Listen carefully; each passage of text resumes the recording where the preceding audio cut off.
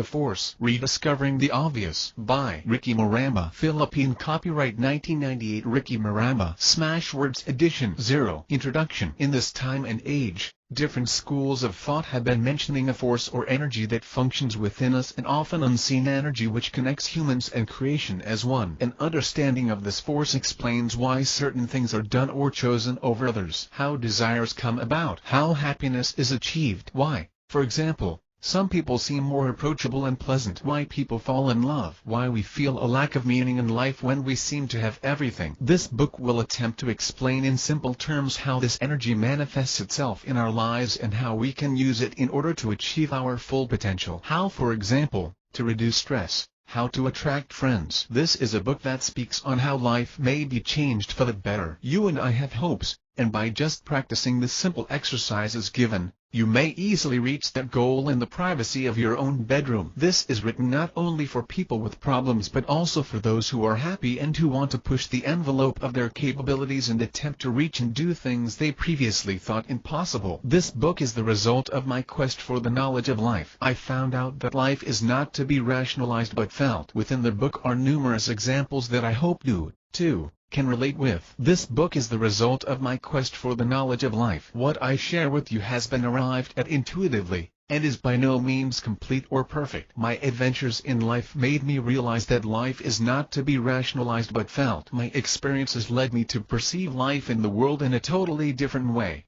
and I noticed that this worldview proved useful to a number of my friends in their quest for happiness and fulfillment in life. I decided, then, to write this book in order to share what may be true. Keep whatever ideas you find useful and just file the rest. They may later prove to be true and useful for you later. And I hope, too, that the numerous examples within the book are everyday realities you can relate with. Finally, in a gender-sensitive age, any author is expected to be such. However, in consideration of the case of flow in reading and writing, the masculine gender is used. This does not mean, though, that I am insensitive to the gender issue, and I hope you will understand. 0.01 How to read the book. The book talks about life, about the things in life that we experience and attribute to something else. Since it relates to our experience, try to avoid being too rational while reading. It is best to read at a leisurely pace and with minimal distractions. Try not to worry or split hairs over issues or ideas which are actually quite simple. A number of people who have read this considered it a form of reality check where we are made to be aware of the obvious. You need not be an intellectual or a scholar to read this book. All you need here is an open mind. A mind open to new ideas, new thoughts, for what is in the book is a new approach to life. It would be best to read the book sequentially so that you will be able to grasp the development of the theme properly. This book is not written to be understood fully in just one reading. Several light readings would be best, and it seems that different insights are realized every few readings. This is a book about life, about how it is, and the different events we take for granted. The only prerequisite here is awareness, openness, and common sense. The force is felt, not intellectualized, much less rationalized. Due to the difference in approach to the subject, I would like you to forget about all the different things that you may have heard about the idea of the force energy. In this book, I take a very different approach. All we need is an open and perceptive mind. Throughout the book, you will notice that there are areas where you will see epical and alternative ideal situations. When I say epical situation, I do not intend to make a sweeping generalization of people, but I want to show possible problems which people have. The alternative ideal situation by no means the correct one, but an alternative which, hopefully, is to be explored. I hope that through the definition of force, the energy that connects all of life together, and a simple description of how it affects us, this book will show us how we can enjoy life more fully by moving the force better. 1. The force. 1.01 What is the force? Ever since Albert Einstein came up with the equation E=mc2, energy has been looked at in a different light. In addition to matter, energy has become a prime consideration in life. It is expressed in different states or frequencies, very much like that in television and radio where there are different channels and stations. Aside from the energy in our daily life which we are very well aware of, there are other frequencies which affect our life. Given their subtlety, though, they cannot be measured by current physical instruments. They are, however, recognized and felt by perceptive people. As long as we are alive, this energy emanates from our physical bodies. Some people have an abundance of this energy, making it easily noticeable. Among them are those in positions of power and government. Performers like actors, actresses, singers, models. When they are in a crowd, they grab your attention. This is not necessarily because they are good looking, but because they have a certain presence. The energy they exude is just too strong to go unnoticed. The idea of energy permeating substances and people is not far-fetched. It is not only possible but quite easily sensed. All it takes is for us to be a little more perceptive. What role does this force play in our lives? Why the big fuss over it? What is so great about it? In order to be happy, our energy should be strong and harmonious. A strong energy body is necessary for proper self-esteem and the drive in life. A harmonious energy body is needed for us to be patient and at peace with ourselves. Energy may also be made to act at a distance. We are like a radio transceiver. Radios need strong energy in order to transmit and receive strong signals. Our energy body's sending quality is masculine in aspect while the receiving quality is feminine. Notice that women are generally regarded as more perceptive than men, while men are regarded as more willful than women. Having a good control of the masculine aspect of the force enables one to express himself well. Take the case of a good performer or actor. A performer whose stage presence is strong keeps his audience interested by establishing eye contact and feeding them with the energy they expect. An exceptional actor movements are physically correct, and the proper emotions are conveyed strongly because the force comes from within. On the other side of the coin is the feminine side of the force. Their intuition is often mistaken as mere body language, but upon closer examination, there are things which are left unexplained. Mothers, for instance, know if their children are sad. Single women know if their suitors are serious or not. A wife may sense if her husband is in love with another woman. Male or female, one should be able to utilize both qualities of the force in order to be well balanced. Some people who utilize such a balance to their advantage are the unscrupulous sales representatives and philanderers. They seem to know if a person is to be targeted or avoided. Using the feminine side of the force, they sense the vulnerability of the prey and know when and how to make their move. For some reason, they are so perceptive that they know what lines to say, and once the prey is convinced, they go for the kill, close the deal with precision, and do it so well that they succeed without much effort. The prey will know even had a few hours after the incident. These two groups of people are masters of the feminine and masculine aspects of the force, although they may act normally for their gender. Although these examples are actually considered a misuse of the force, these make you understand the possibilities of achieving balance. On the one hand, if you lack or are weak on the masculine side, you would be called a pushover. If, on the other hand, if you lack or are weak on the feminine side, you would be perceived as insensitive. The force is used in everyday situations and is in fact heavily used by successful and influential people. Why are there some people we feel weak and full while there are others we just have to respect? Because the force is weak in the former and strong in the latter. Why are there people who seem to sense the direction of business development? Because they can sense the force. Why are some leaders more influential than others? Because they lead and motivate, and not necessarily rationalize. The list is endless.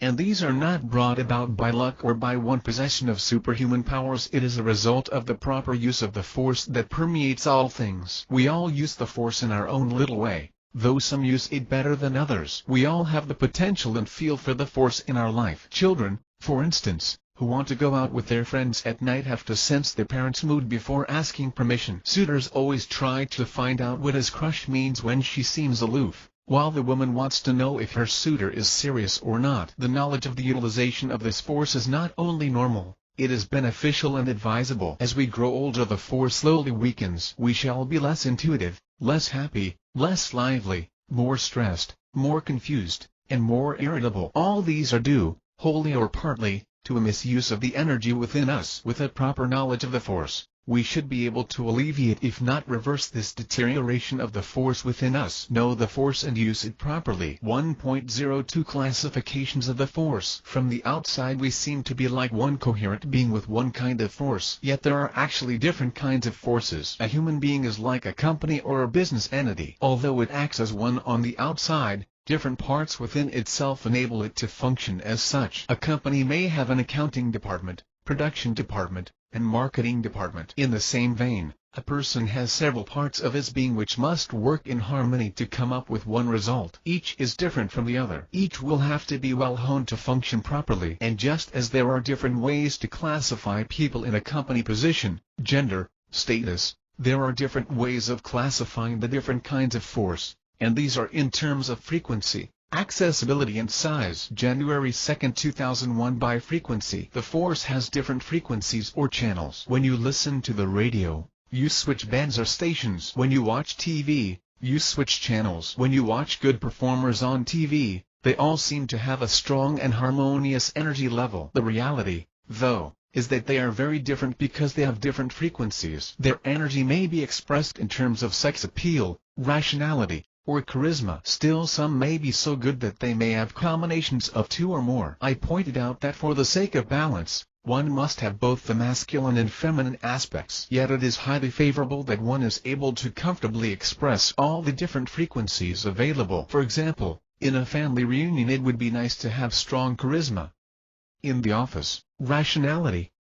And with the girl you are courting, good sex appeal. A field of psychology classifies the person as having an id, ego, and superego. Here we have the polarity of masculine and feminine, or strength and harmony, and frequency, instinct, rationality, and affection. We may have other frequencies, but these are the most common, and therefore readily understood. Instinct controls our bodily needs. Our emotions, desire for sex, feelings of hunger, and the will to live occur in this area. Instinct in itself is not bad. It only makes itself bad when its energies are in conflict, and when the person involved has little or no control of this, such as when one is angry, frustrated, or irritated. When this energy is in harmony, though, we see beauty in it. This is typified by animals which function in this level. They don't have a level of rationality, affection, and yet we see no conflict. Animals hunt and eat when hungry. They eat to live, not live to eat. They generally do not hunt due to sadism but the necessity of survival. Here we see harmony, how nature corrects itself whenever disharmony occurs. It is true that problems arise due to man's failure to control or manage his instinct. The next frequency that separates man from animal is his rationality. It what makes him think, talk, and premeditate things. This is also where he exercises his free will, where he is free to do as he pleases or where he chooses to override his instincts. When an animal is hungry, it will automatically try to find food.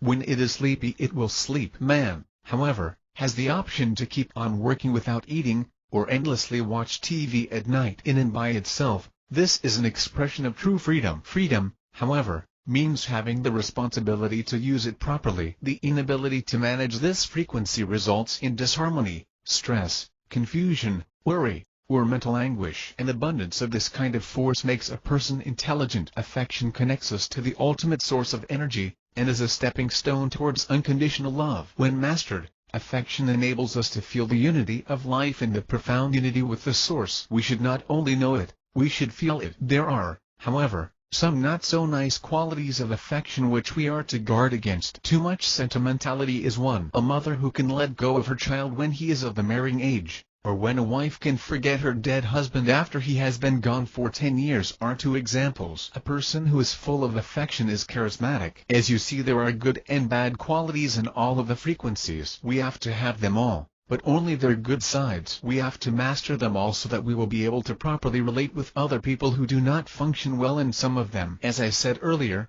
aside from these three, there may yet be other frequencies which exist. Some may actually seem new but are actually combinations of the three. There are other frequencies which may unfold once we gain mastery and control of the ones discussed. These frequencies are very profound since they occur as our consciousness comes closer to the source from which all kinds of force originate. Once this happens, we may be able to feel an unexplainable yet profound sense of oneness, order, and justice. January 2, 2002. By accessibility, the force may be classified as to how easily it may be accessed. We have here the conscious and the subconscious. Simply put, the conscious part is that which we are aware of, and the subconscious part is the part we are not fully aware of. It may be the part of ourselves that we deny. Here we see the possible conflict of the conscious and subconscious due to a difference in outlook resulting in disharmony. The conscious, on the one hand, is attached to an illusion which it wants to believe in for the simple reason that it is convenient. The subconscious, on the other hand, is attached to the reality of the event which it does not fully acknowledge. Ideally, a split in our consciousness should not occur. Our conscious and subconscious should be one. But since man has free will and rationality, He has learned to neglect realities that occur in his life. He may have traumas and disappointments which he refuses to acknowledge because these remind him of painful experiences. He may refuse to face the truth that he is not actually as happy or successful as he may want to be. Other people may put limits on themselves. January 2, 2003. By size, a person may have several pools of forces within him as seen by the previous two classifications. Man may also be part of a pool of force which is bigger than he is, and which he shares with others. These big pockets of energies are not to be taken lightly. No matter how individualistic a person is, he must be able to relate to the other large forces around him. His relationship with them will decide whether he will be controlled by them or if he will control them. In the field of economics, we know that aside from monitoring the money flowing within a country, we should also monitor the money flowing in and out of the country. We have imports and exports. Countries are independent,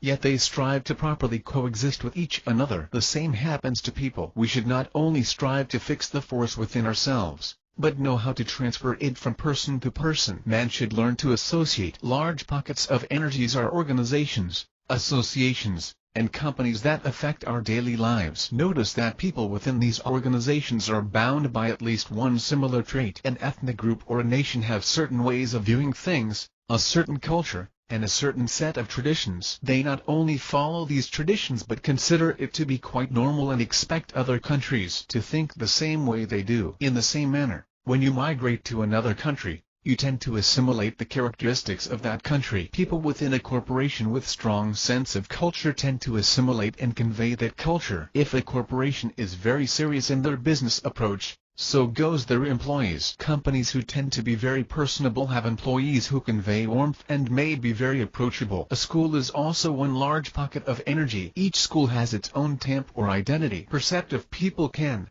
at times, tell which school a person came from simply on the basis of a few minutes of conversation. Of course, one highly influential pocket of energy is the family. Families are so diverse and we take this for granted until we get married. Differences in opinion on raising a family affect us. So, too, does the difference in religion. These large energy pockets should be sensed because these influence us without our knowing. When we are constantly in these energy centers, we begin to think and act like them. This is especially so if these energy pockets have been with us since our formative years in childhood. When all you see around you day in and day out is that large organization, you can help but assume that what it does is the right way of doing things. For example, when you pick a school for your child, more often than not you pick the school you came from. Why? Because it is where you grew up in. You have not experienced any other school or any other method of learning. If you were confronted and asked which is the best school, WOULD, you say that your school is WOULD, when at the age of 6, you entered grade school. The only school your parents talk about is about that school. For this reason, a number of people appreciate traveling. They meet other people. Their minds are opened. They see more options and are no longer pounded into believing a certain system based on blind loyalty. Think of yourself as working in one company and not having friends working in other companies. How can you accept the possibility of appreciating another company if you don't have the vaguest idea of what other possibilities exist? Pressure from the force is what peer pressure is about. Pressure from people who do not mean well and even from people who mean well. Larger pools of force may change you very subtly and may be hard to resist. This is due to their size and approach. When a lot of people say the same thing within a large group, we may believe it is actually true since we subconsciously believe that majority rules or the majority is always right. With an approach of love and well-meaning, a group may easily infiltrate a person's defenses since some people trust too easily. 2. Movement of the force. 2.01 Simple explanation. February 1, 2001 Typical movement. 2.01.01.01 Use misuse of the force. At birth we are bundles of joy. We are hyperactive and full of life. As time progresses our activities seem to lessen and we attribute this to old age and physical diseases. Actually, our less active lifestyle during our old age may not only be due to physical constraints but also to the force which is being depleted by life dramas and conflicts at a slow but constant pace. Initially, we used to do things automatically. We sleep when we are sleepy and we eat when we are hungry. As life goes on, this fluidity in life ceases and is replaced by programming. We do not sleep on time. We do not eat on time. When we do eat, we do not eat the proper foods or the proper amount. We disrupt our normal cycle. While animals at the forest do things automatically and maintain their health, We rational beings override our natural processes to our detriment. There is a simple sequence of events which causes all this. At birth, we become aware of our surroundings. This world is new to us and exploration is the key word. We become aware of our surroundings with our 5 physical senses. We still do not rationalize our behavior. Everything we do is automatic. We cry when uncomfortable or hungry, when we need to urinate, or when our surroundings are too cold or too hot. We have no worries or problems. Awareness is the key word in this stage. When the child reaches the age of 3 or 4, he is sent to a preschool that makes a difference and properly caters to a child's urge to be aware and explore. All the fancy colors and sounds given to a child are not for cuteness sake. The different stimuli are given to expand his awareness so that he will learn to relate to the world properly and not live in his own world. At this age, children should be allowed to explore. Wherever our awareness is, that is where we direct our energy. If you observe extroverts, their energy seems to be all over the place. They can influence people not because of their loudness but because they are so aware of their surroundings. Introverts on the other hand usually have their energy close to their physical bodies. The next stage is that of attention. After a while a child learns to put his awareness steadily on a certain object or idea. An inquisitive mind pushes him. He attempts to learn more about the object. He begins to develop favorites, school subjects, relatives, friends,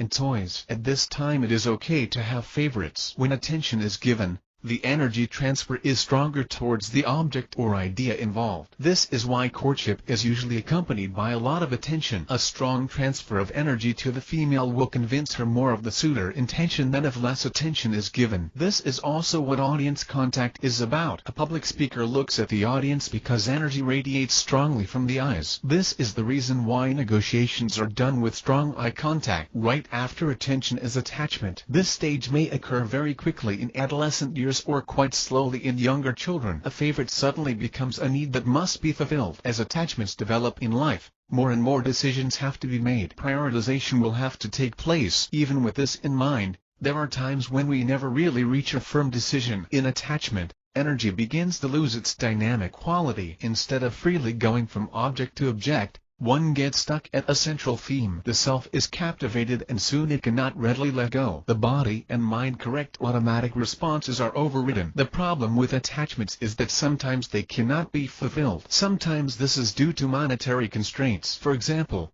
a child has been taking soft drinks every day during mealtime. Later, the parents figure that the amount of soft drinks that the child is taking may be bad for his health. They then decide to stop the child from drinking soft drinks, thus frustrating him. An older child may not have enough money to purchase something that he may become attached to.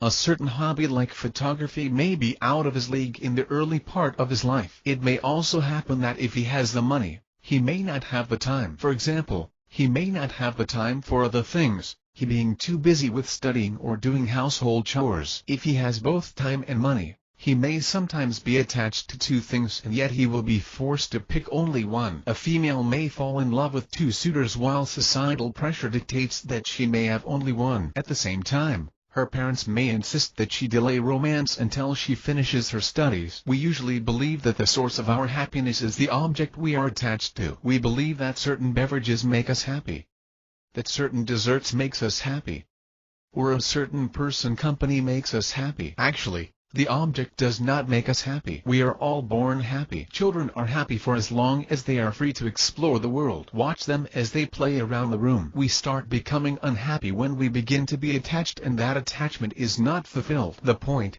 though, is not to fulfill all attachments but to enjoy life with a minimum attachments. Watch children amuse themselves with different toys and experiences. Watch too, how they become sad when these are not given to them. This stage then is a dangerous one, for this is when unhappiness begins to set in due to an unfulfilled desire. This inner conflict of an unfulfilled desire forces us into the next stage, disharmony. In terms of force, disharmony occurs when at least 2 forces within a human being are in conflict, and these forces it out, leaving the person in periods of irritation, stress, confusion, and the like. A person functions like a corporation. Look at one and you see one entity. When you want to commend a product of the company, you do not just commend the owner or the marketing staff, but the entire company. Take a close look at it. You see people trying to work harmoniously for one common goal. What the public does not see is that behind any advertisement on television is a company trying to reconcile its differences among its different employees and directors in order to reach one goal. A person may not realize the disharmony in his body. This is because disharmony has crept into him very slowly to the extent that he no longer knows the meaning of tranquility. Besides, not all disharmonies are on the conscious level. There are days when you are irritable or worried for no apparent reason. This is because your conscious does not want to entertain or acknowledge the problem at hand. For example, your shoulders or the muscle between your eyebrows may be tense for no reason. You cannot sleep peacefully. When you try to think why, you cannot find any reason. Man does not find this behavior dangerous because sometimes he even considers it a status symbol. He assumes that the more stressed he is, the more responsible he becomes. The battle within us occurs heavily during the disharmony stage. If this cannot be resolved, the energies will fight each other until they wear themselves out. Lack of energy will then prevail and depletion occurs, and this is usually called burnout. This is when a problem no longer causes pain because we do not have sufficient energy to cause disharmony within ourselves. Hopefully when the energy drops we get to learn from our mistakes and consider it as one of those bad experiences. Depletion is the last stage of the cycle. Ideally, we stop our attachment after feeling the pain we went through. During the start of the next cycle, we reacquire awareness and we can start from scratch. Hopefully we do not get as attached again. There are those, however, who repeat the same cycle over and over. For a more detailed explanation, I shall show how the cycle works with each of the three frequencies of the force. This is very easily seen on the instinctive level. When we were children, we were given an awareness of ice cream. We became aware of the various flavors of ice cream and that it was very refreshing to take on a hot summer day. As time went by, we had favorite flavors like chocolate. As we grew older, our parents figured that the cause of our diminishing appetite for dinner was our eating ice cream between meals. Due to this, we were allowed to eat ice cream only on weekends. If you had been attached at this period, imagine the frustration and irritation you would feel. Different issues crop up in your system. You want to sneak a teaspoonful at night. You know you should not, yet you crave for it. Attachments on the instinctive level are usually called cravings. If they involve liquor or cigarettes, they are even called vices. They are quite easy to notice, but people usually succumb to them because they feel lewd. Aside from that, they can be easily bought. Disharmony on this level will manifest as frustration,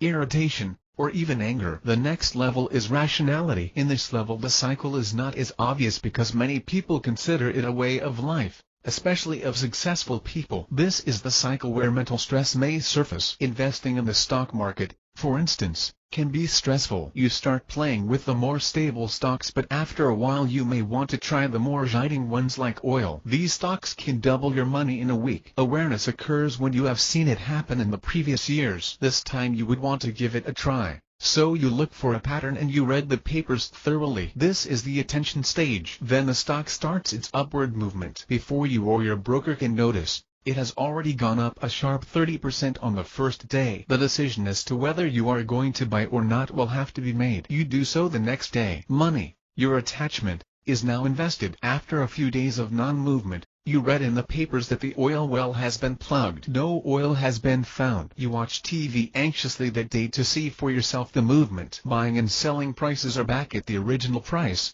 which is, say 30% lower than your buying price. Your choices are to sell. It may get worse.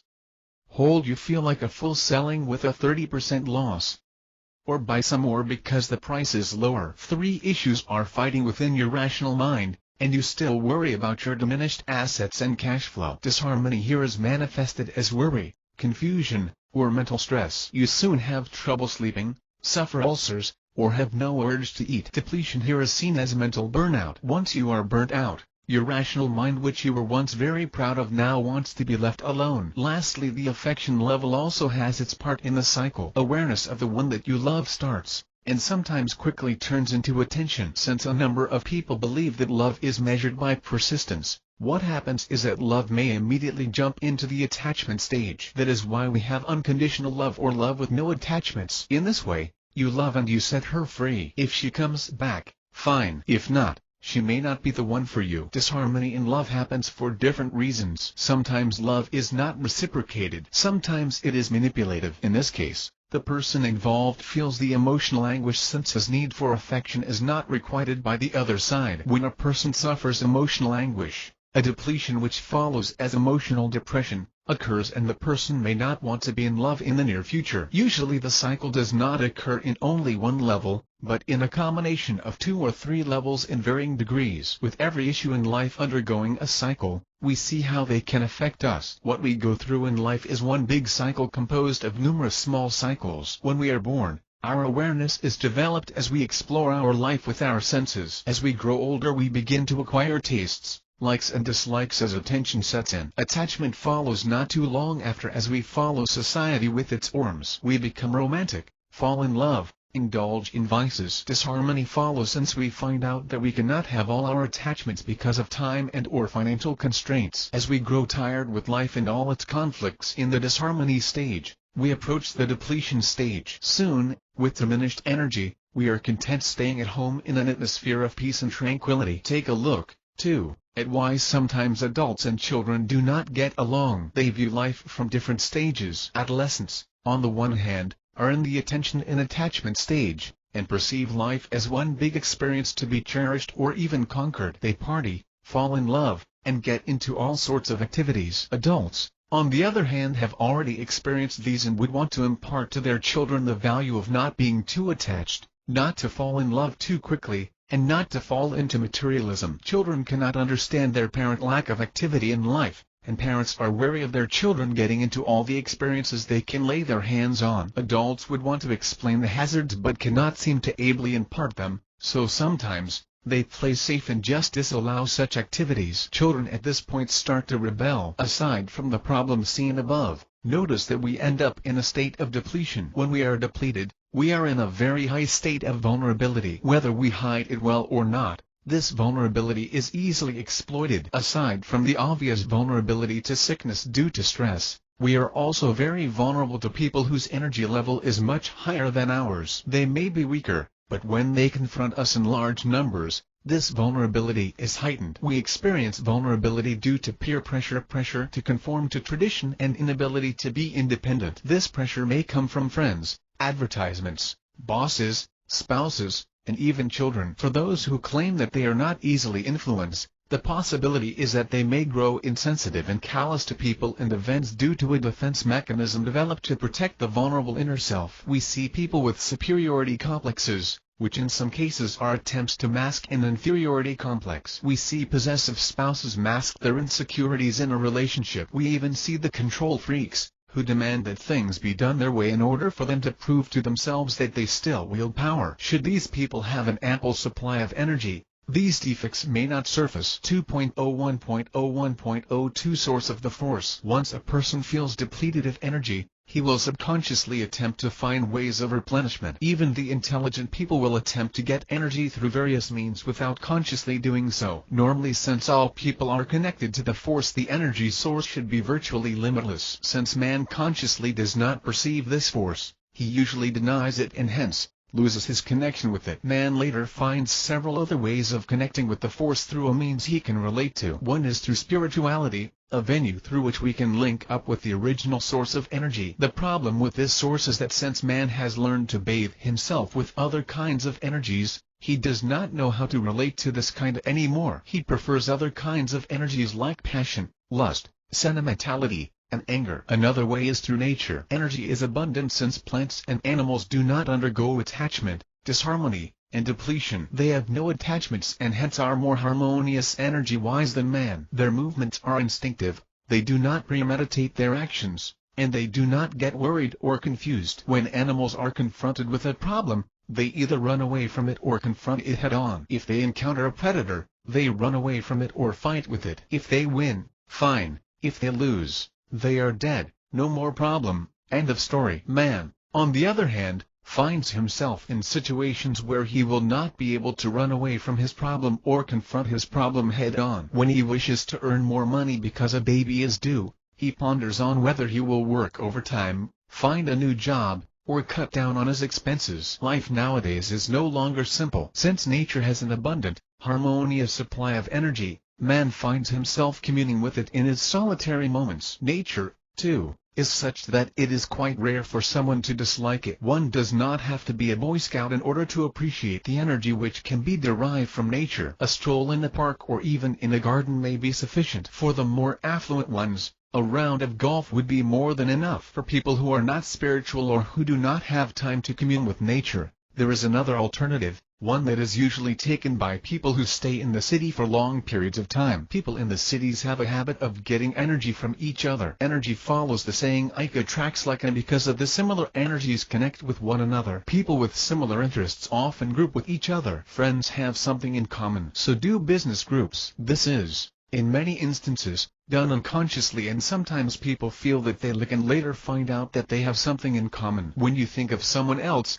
a link is established. When a boy appreciates a girl, he links with her and an energy exchange occurs between the two. Because of this possible energy transfer, people regularly give energy by appreciating or noticing each other. The transfer is easily done and readily available. The problem with this is that usually these people already have their own set of problems. When stressed people mingle with stressed people, what they feel as clean energy is actually disharmonious energy being transferred from one to another. Soon people begin to develop a thirst for this disharmonious energy. They say love pressure thrive on stress. This is because for a long time, they have not experienced clean energy, and the more they mingle with this diseased energy, the harder it will be to get to a clean source of energy. The reason for this hardness, since like attracts like, stressed people will now have a hard time to get calm, soothing energy. To top it off, businesses have been able to notice this and take advantage of people thriving in conflict. Instead of harmony and change twists and turns in the plot,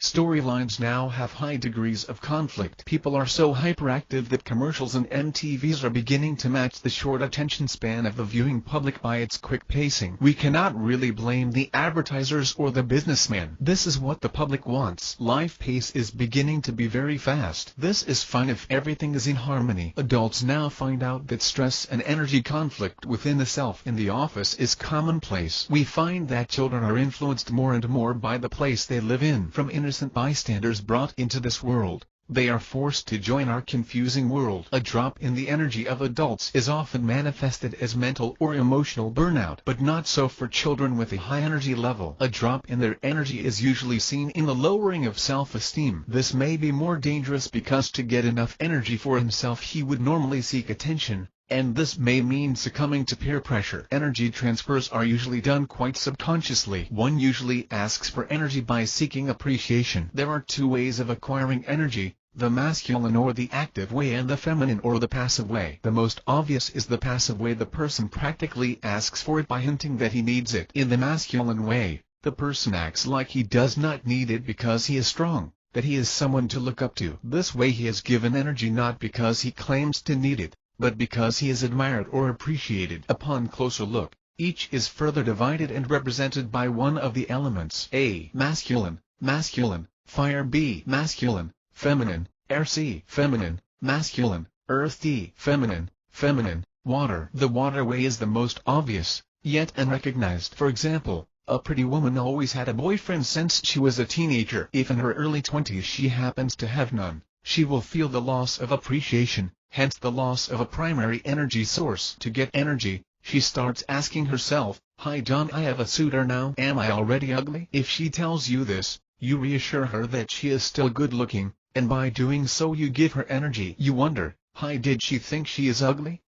If the woman concerned was not really pretty, she probably would not ask a question like that. Then you would wonder again, if she likes me, until you find out from her best friend that it is not the case. All she needed was appreciation or energy. The earth way, another less obvious way of getting attention, is to act as if you do not care for it. A suitor will court a woman who will neither confirm nor deny her love for him. This causes the man to be more persistent in his demonstrations of love, and because of this a stronger energy source is created. I asked some people why they do this, and they said it is to test the guy's sincerity. When asked if the test actually worked, they could not be sure. Other people do it differently. In the fire way, their egos are such that they would not want to be thought of as weak, and their way of getting energy is preceded by an attack. They bully you. They make you afraid of them. This way they earn your respect, appreciation, and, of course, transfer of energy. Sometimes they actually siphon the energy out of you. This is why when you are beside arrogant people you may feel weak. This superiority complex arrogance has actually been preceded by an inferiority complex insecurity. This is the fire way of getting energy. The air method is a little more confusing. They are confrontative but will not want to be labeled as such. A boss may approach you smilingly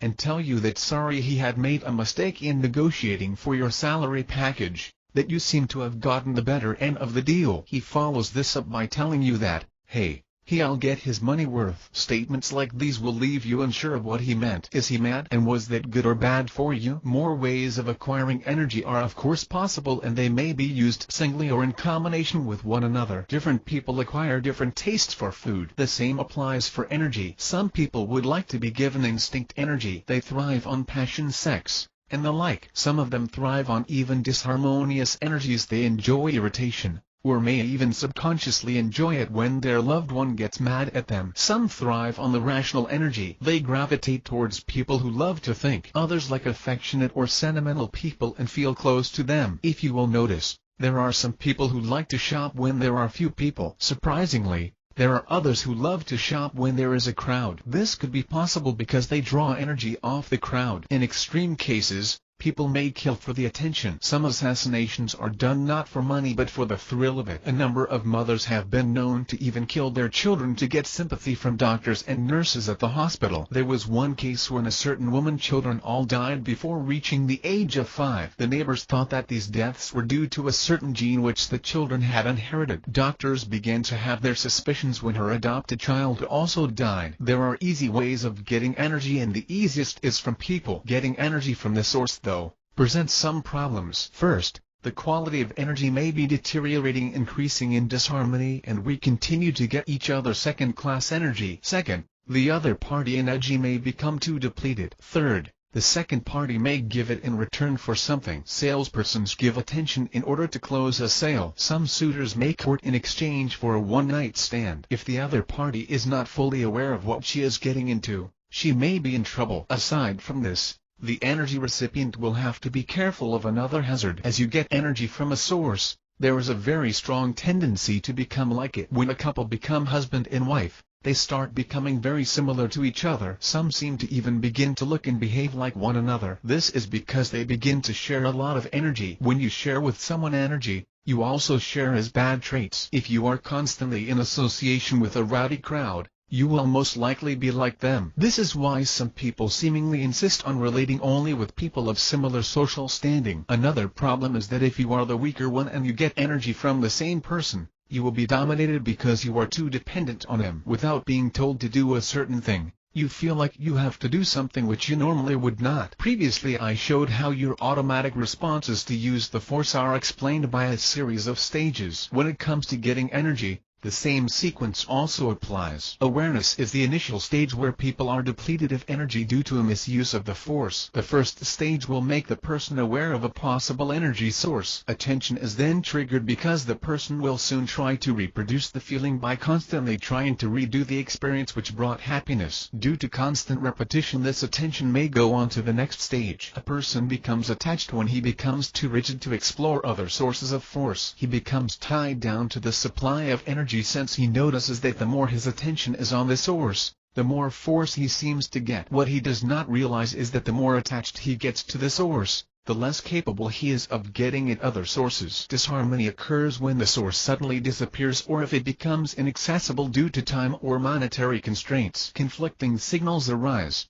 A part of the consciousness says to try harder to get to the same source which you have been used to. Another part of yourself may say try finding another source. Depletion will of course occur when prolonged disharmony continues. An example of this is courtship. A young woman in her teens slowly becomes aware of romance. She notices that as more suitors court her, the happier she seems to be. She may then set her attention on a certain suitor. Sometimes, support energy from friends become replaced by the preferred suitor. Disharmony occurs when the suitor stops his daily schedule of calls and visits. The woman becomes confused. She wonders about what course of action to take. She considers waiting, or entertaining another suitor, or playing hard to get. Even if this experience take only a week, The woman may feel severely depressed, depleted. February 1, 2002. Alternative Movement 2.01.02.01 Use of the Force. Awareness of our surroundings and ourselves. Attention. Awareness is prioritized to certain objects or ideas.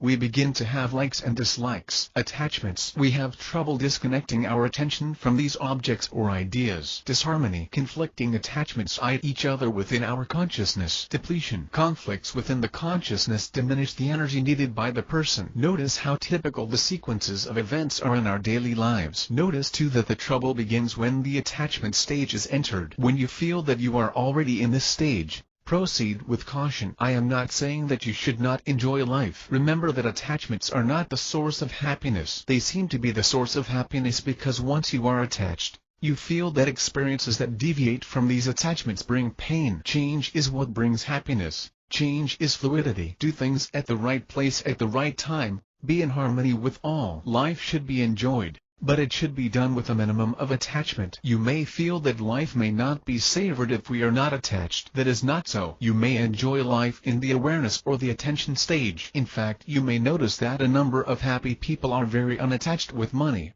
their instincts, ideas, rationality, and affection. Observe how teenagers or children explore the world. Watch them flit from experience to experience. A trauma is nothing more than an attachment to a bad experience. If you are not attached to it, there is no trauma. If you drink moderately but are not attached to drinking, you are considered just a social drinker. A lot, if not all of the good businessmen are also unattached as far as their business ventures are concerned. If one of their current businesses begin to lose money, they promptly close it and start a new one. Good stock market players follow this very well too. If a stock in their portfolio is going to drop, they cut their loss before it becomes too great. Businessmen are taught not to fall in love too much with their businesses. Imagine what would happen if the parents of a 30-year-old person refuses to let him or her go and get married. All this done in the name of love. People mourn for the dead because it means the loss of a loved one. Others see it merely as a transition to a better state. Who do you think is happier? An attachment is not apathy. It is not lack of love, nor is it an obsession. When we have to let go, we should let go. Attachment is not only confined to material things. It can occur in any of the kinds of forces. They say that if we all have unconditional love, the world would be a better place to live in. Don, you think that is an attachment? What keeps us from discovering this? We can give it a try in small steps. Selfishness, one of the problems of mankind,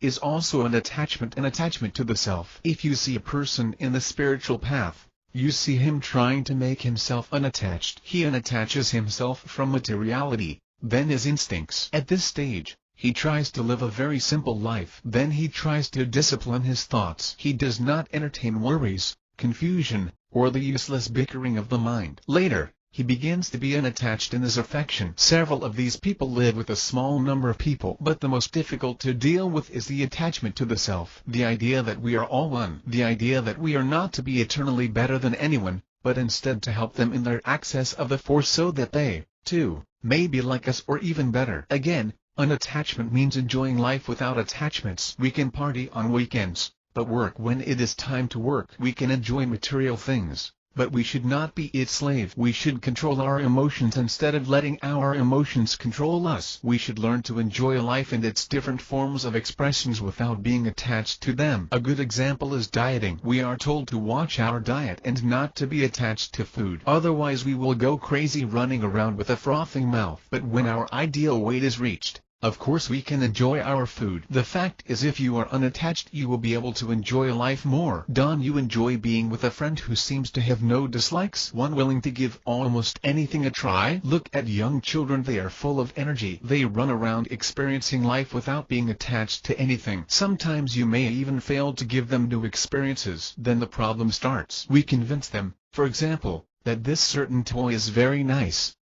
that it should be with them all the time, that they should play with it all the time because mommy gave it. This is the start of attachment. Try taking it away from him and watch his reaction. In many instances, this is the onset of breeding a spoiled child. If the child did not lack in different things to do, he probably would not have been so attached to the toy. Allow your child then to experience new things. It need not be expensive. Take him out for a walk in the park, or experience nature in a camp. Unfortunately, A lot of us are not only in the attachment stage but also in the disharmonious and depletion stages. We are not only attached, we have also acquired a taste for disharmonious energy because we have grown accustomed to it. Try having your own quiet times or take a vacation and enjoy nature for a change. Do not try to entertain disharmonious moods such as frustration, worry, confusion. These may be considered normal but will degrade your quality of personal energy easily. Aside from depletion due to disharmony, there is self-inflicted depletion as a result of guilt,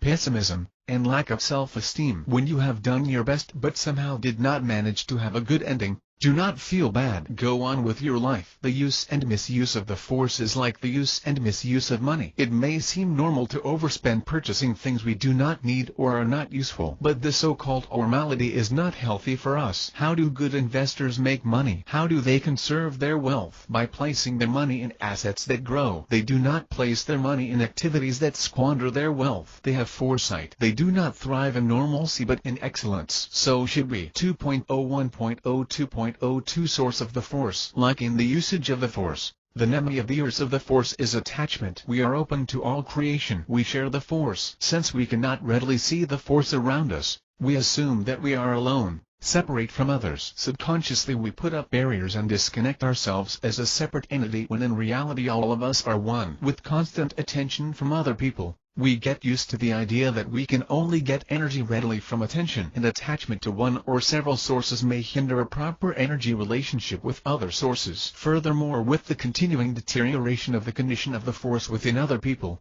it is now easier to get disharmonious energy than strong harmonious energy. We should not learn to get energy only from a few sources, for in truth we are connected to all. The problem now is how to get strong and harmonious energy from other sources when there is a possibility of mistakenly getting disharmonious energy. There is a simple and yet safe way to get strong, harmonious energy. You can get as much as you want because it is free and abundant. No fancy formula is needed to access this energy. We all know of the saying IKE attracts like. A person with harmonious energy will attract another person with the same quality of energy. This is IKE qualities attract. For example, an irritable person will attract another, a worrier will attract another worrier, and an emotionally anguished person will attract the same. All you have to do, then, is to maintain your composure, your happiness, and you will attract the same. Another phrase is IKE frequencies attract. A person with strong instinct energy will attract those with strong instinct energy. A highly rational person will attract another highly rational person. As long as we make proper use of our energy and stop disharmony from developing, we are fine. We will be attracting energy of similar quality. We should also,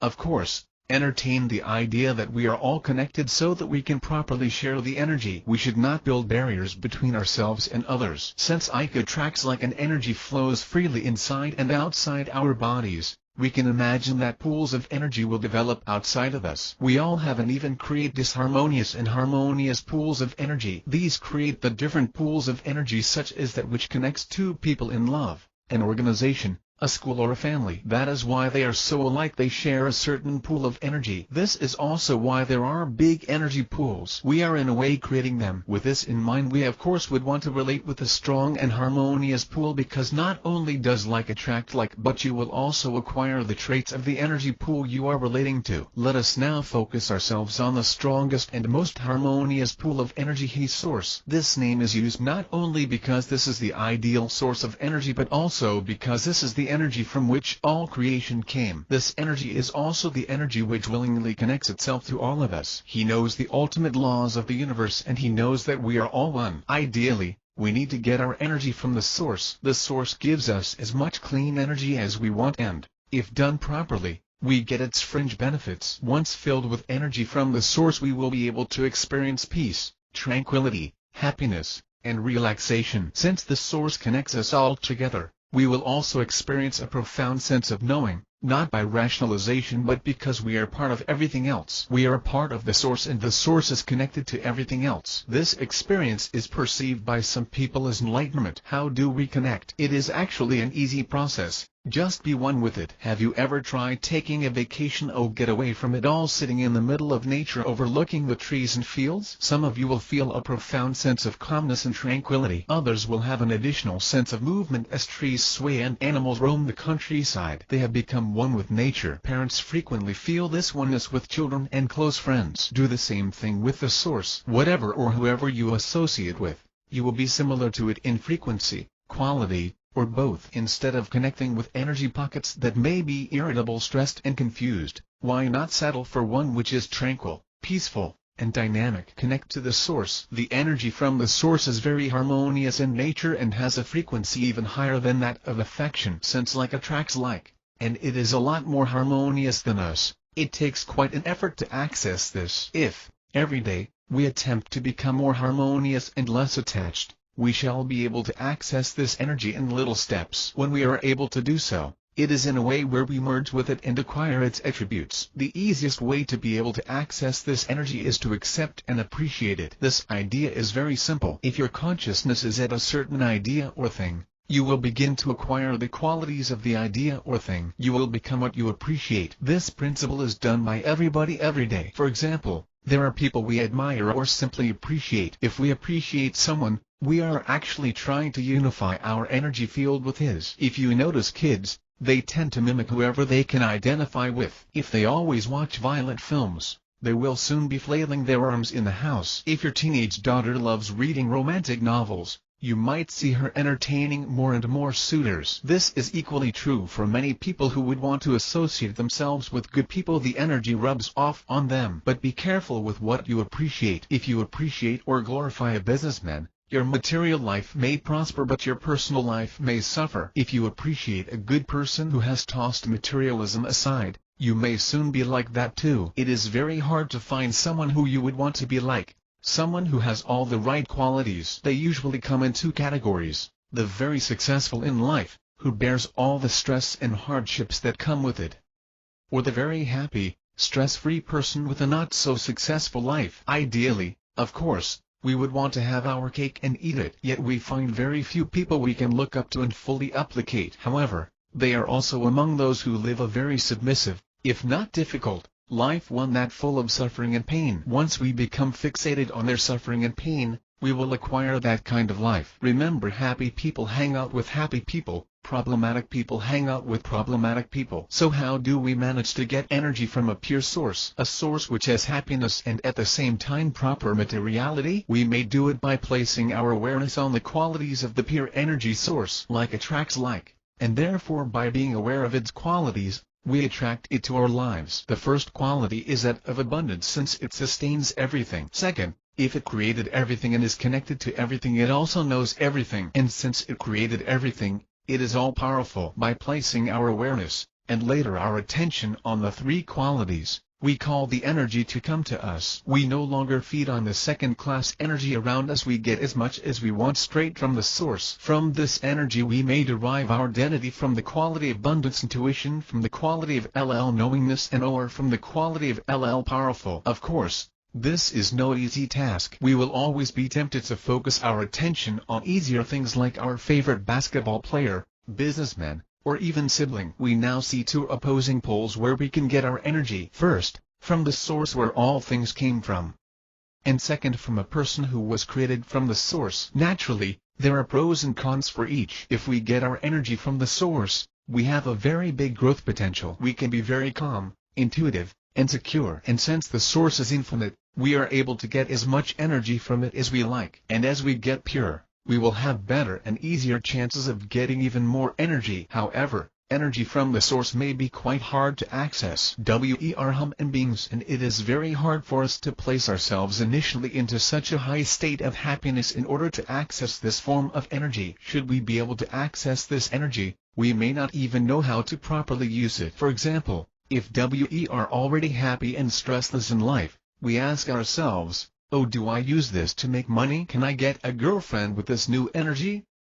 It is very unnerving, since we feel we are the only ones happy with our new state and we cannot seem to share our happiness with others. On the other hand, if we have a suitor who is very persistent in his courtship, we will most likely get a large amount of that energy from him. Ask yourself, if you are yearning for companionship, What would you rather do, get the energy from the source, or be courted by a suitor and get the attention energy from him? The first impulse of course is to be courted. Why? Because usually energy from other sources are easily accessible. If you are not made of courtship material, just go to a restaurant and tip heavily. You will then get the attention you want. When you are courted, you are not only given the energy, it is usually shoved to you, and the energy is easily usable. For example, if you are courted, you are in a good mood. You feel very excitable and active. But when you meditate and connect to the source, you not only have a difficult time accessing it, but when you finally have it, you don't know what to do with it. You don't know what to do with calmness, tranquility, etc. Despite this, why do I advise you to still connect to the source? Getting energy from a supply other than the source is good in the sense that it should be done while trying to establish a proper link with the source. But ultimately we should be getting our energy from the source,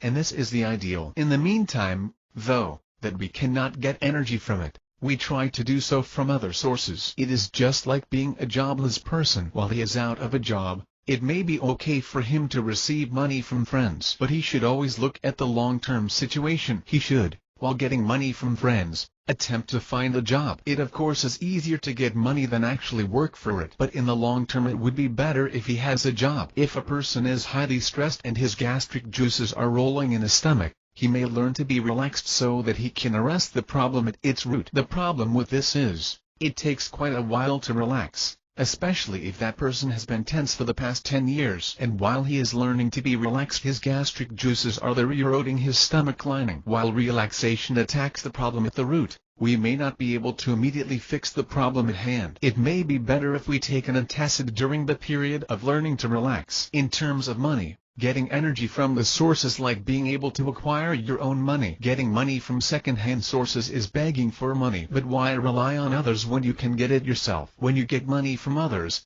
there may be strings attached. When you get energy from the source, there are no strings attached. Always remember that there are many places to get energy, to get a high, to get temporary happiness. But it is best if you connect yourself to the source. 2.02 Detailed explanation. February 2, 2001. Cycles. Life is dynamic. It is full of cycles. We have short cycles such as our breathing, wherein one cycle is inhalation and the other exhalation. On a bigger scale, we have day and night. Business, too, has its cycles. In the stock market alone, we notice that fluctuations of prices do not always follow predictable paths. In forecasting the prices of stocks, major players use either the method of fundamental analysis and technical analysis, or both. In fundamental analysis, the analyst takes into account the economic environment at the time, GNP, exchange rates, inflation rates, and the like. In technical analysis, the analyst does and need to study the previous factors. All he has to study is the graph of the price movement of the stock and the number of shares traded in relation to time. Based on these givens, a forecast is reached. A branch of technical analysis is time cycles, where the idea is that prices of stocks move up and down in cycles. Surprisingly, trades and transfers of large amounts of money have been done using this method. Just like prices, our life is a series of ups and downs. Prices are not always stable. They fluctuate. Our lives are not always static but dynamic. The force is never really contained but follows a certain cycle or rhythm. For example, waking and sleeping is a cycle. Imagine if there was no cycle in life. If a person comes up to you and says that he does and intend to sleep, he opts to be awake the whole time. Does, and that sounds silly? Even the military does not do that. No matter how little a rest phase is, it must be taken. Even weightlifters know this. Weight trainers allow the body to rest and rebuild. This is why when you begin weight training, you are taught to train in a way that allows your body to take its rest. Other advanced trainers may train every day but still follow a cycle. They train their upper and lower bodies alternatingly. This way each part still has its proper rest period. Earlier I divided the movement of the force into two sections. Say of the force and earth of the force. The former is the active phase while the latter is the rest phase. The two phases are strongly intertwined. You cannot have one without the other. Remaining too long in the active phase will lead to burnout, while doing so in the rest phase leads to boredom. One must use the movement of the force. Notice that in the films of the East, the Buddhists in the temple meditate for their rest phase and study Kung Fu for their active phase. A separation for both phases is just too uncomfortable. Staying too long in the active phase will let you use too much of your energy without replenishment. It will also make you too prone to attachment, disharmony and depression. This phase will make your life colorful and lively, but may make you slowly enter into suffering and misery. Always be aware of your cycle. Make sure that you do not go to extremes of one side of the cycle. Being too active will cause you to go to the extreme of the rest phase in order to make up. Try to live a life of repression and you may soon live a life of indulgence. On the active side, watch out when you begin to go through the attachment and disharmony stages. When this happens, it may mean that the end of the sage phase is near. In the rest phase, when you feel that you have recovered enough energy and are already bored, you should start making good use of your energy. As in waking and sleeping, a person can only work so much without sleep, and a person can only sleep so much. Do not stay too long in the rest side of the cycle. While we must maintain our relationship with the source of energy, staying there and not using it will alienate us from people. People who persist in staying connected to the source for long periods are very tranquil and peaceful, but may be perceived as being emotionally flat. They do not seem to behave normally anymore. They do not seem to be able to relate to society. On the other hand, those staying too long in the usage of the force may know the ways of the world but may have an inner emptiness which they would want to fill. Each person has a different length of the cycle. They just know how to rest and complete a cycle in 1 year, acting like a workaholic for the peak season of his business and taking it easy during lean seasons and vacation leaves. Others may want to make all the money they can before 40 and then retire early, thus making the length of their cycle almost as long as one lifetime. Others start off believing that life is really a dog-eat-dog world and expect to stay on the active phase forever. If you are very intense in one phase, chances are you will end up on the extreme end of the other phase. You may end up living a very simple life for a length of time after the burnout. Although you are in a certain side such as the active side,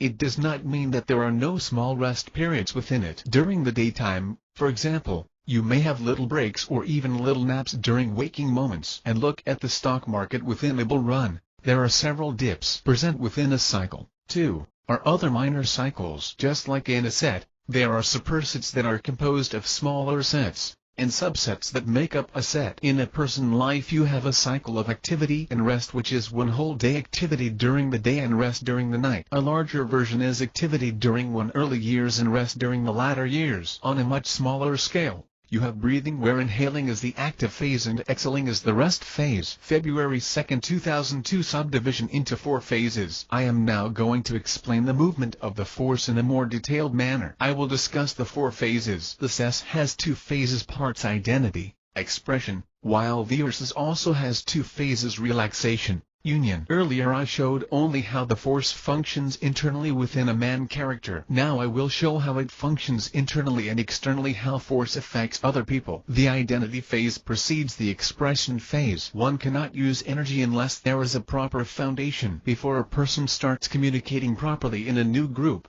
be it with friends or office mates, he must first feel around and make his presence known. It is only when he is secure within the group will he be more open and expressive. The identity phase is the part where man lays down his foundation. This, like his ego, is his sense of individuality and his self-esteem. It is the demarcation line or subtle airspace that is considered his. When he joins a new company, or when he is in his cubicle, he makes sure that he does not intrude on other people's airspace. He is careful not to be too noisy nor too demanding. Once he feels at home, he may begin to converse, crack jokes, or even feel free to visit his other office mates in their cubicles. A man's house is his castle. Anyone who comes into his house may be told to leave since it is his property. The primary area of this phase is the self and his immediate extensions like his home. Dealings in this area are supposed to be done with authority. The primary function of this phase is to define the boundaries of oneself. After a person has achieved security with his identity, he proceeds to express himself,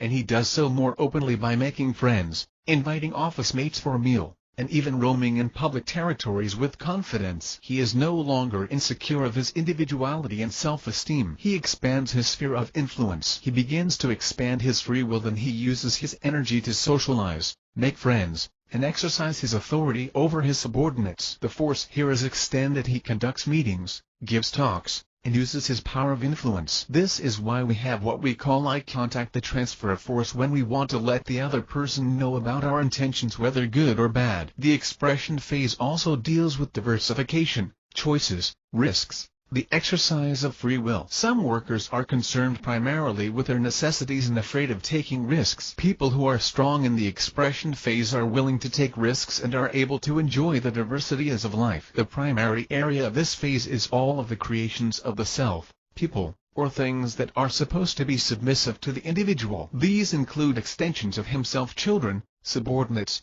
and businesses. Individuals within this phase are to be given guidance because soon they may match the evolution of the person involved. One is like a child who is guided in his early years, but may later match the development of the parents. The primary function of this phase is to express oneself through diversification. The relaxation phase precedes the union phase. Before a marriage we have friendship. We would want to test things. The relaxation phase is where harmony is present and conflicting forces are told not to alienate themselves from each other. Instead they are told to be very friendly with each other while maintaining their respective identities. In friendship, each one respects the other individuality. Each one is free to do as he pleases. Internally this is when irritations, confusions and worries are told to lie low. Forgiveness, understanding, and patience are the keys. The area of responsibility here is other creations of the source, those which he does not have any direct influence on, business associates, former classmates, and friends. Dealings with these people are supposed to be friendly because they have their own lives to live, and therefore their individuality must be respected. The primary function of this phase is to prepare the individual for a link with an energy source through harmony. In the union phase, identity begins to diminish as it joins with the other party. We see this in couples who are in love. They not only begin to act alike but in some cases begin to look alike. Look at their eyes, they seem to tell a similar story. Union may be with or without romantic love. It may be parental. It may come in the form of peer pressure. Or it may come from the influence of politicians and group leaders. Internally this is where one's faults, which are previously unacknowledged, are now accepted. It is a union of a fragmented personality into one coherent being, a union with the source. The area of responsibility here is the force that created you, the source, not the father or mother, but the actual life force, a force which you should ultimately follow. The primary function of this phase is to get energy through the unification of an energy supply. February 2, 2003. The 4 phases in a cycle. We now come to what may probably be the most difficult part of this book. I advise you to read the next part carefully and just get the general gist before continuing. If you find this part easy, then you should have no problem with the rest of the book. If not, just continue with the rest and remember to pass by this section once in a while. The important thing is to avoid too much rationalizing. Earlier we have seen that the movement of the force oscillates between the ears of the force where the force rests and recoups its strength and the say of the force where the force is dissipated. The active part is divided in two, expression being the main active phase and identity its prerequisite. The passive part is divided in two, union being the main passive phase, and relaxation its prerequisite. We have also understood that this oscillation is in actuality a cycle that goes on forever. The active component is when the force is used and splits itself into different components. The splitting is due to its urge to be active, to do something. When its energy is exhausted, it will revert to the passive phase. Entrance into the passive component will allow the energy to increase in harmony and to once again be one. This oneness will strengthen once more the energy in order to propel it back to the active component. In human or personal terms, man will try to be active in order to relieve himself of boredom. He will express himself. He will have likes, dislikes, and hobbies. He may even continue to do this until he reaches a point of madness,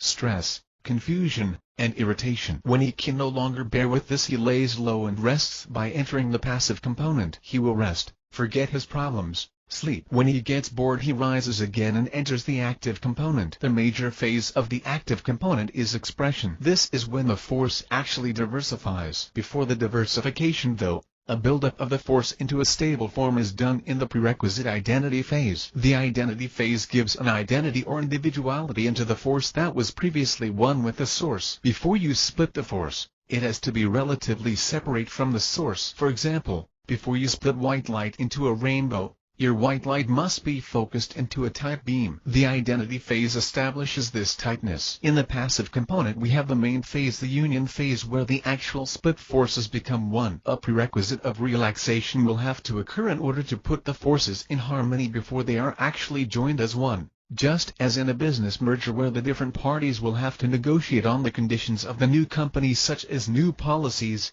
who will be retained, terminated, and other details. In the identity phase, the consciousness is born, reborn, and the person considers himself as an entity separate from the source. At first, a person has no sense of rationalization and only has awareness. He then begins to be aware of who he is and what his territorial limits are. He knows that he has a physical body, and he has his own instinct, rational, and affection energy bodies. He also becomes aware of his airspace and his immediate sphere of influence. For example, when a child is born, he first becomes aware of his crib and the different sounds, smells, and sights. He becomes aware of all his surroundings with his physical senses. In older people, this identity manifests as pride and self-worth. A strong and harmonious identity phase would manifest itself through a person who is independent, has good initiative, and is secure. Weak identity phase would in turn be reflected in one who is dependent, insecure, and lacks self-worth. A disharmonious identity phase would be seen in people who show strength in identity in order to mask weakness, or those who show a superiority complex to hide an inferiority complex. Soon the child's self-confidence has built itself up, shows its independence, and would want to play or express himself. This is because the energy taken from the rest side of the cycle has not yet exhausted itself. In the identity phase, energy normally does and weaken,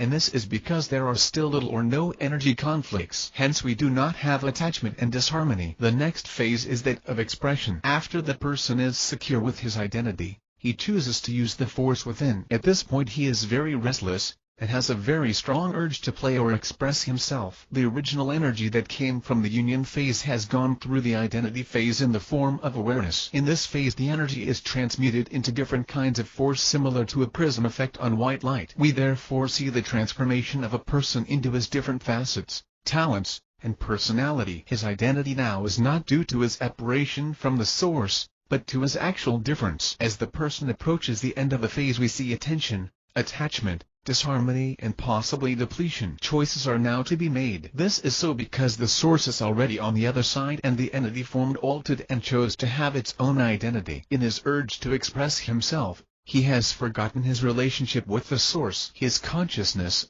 which used to be in perfect harmony, is now fragmented into several parts that may be at odds with each other. This is when disharmony sets in. Soon, the person may not even be aware of all the parts. This is what happens with the conscious and subconscious. The person that once acted in perfect unison will now overextend himself and be too fragmented to function properly. The conscious and subconscious of the individual will begin to fragment or exhibit a higher split due to the illusions the person may impose on himself. These include illusions of grandeur, denial of actual bad situations such as sickness. His instinct, rational, and affectionate components may also be in conflict. He may not be able to reconcile a love which, within his affection component, is allowed by his rational mind with advertisements and all the other factors which cause his awareness to form into attention then attachment. The person program's subconscious begins to increase in size as the conscious component lessens. This makes him more susceptible to further persuasion. A person will begin to move automatically,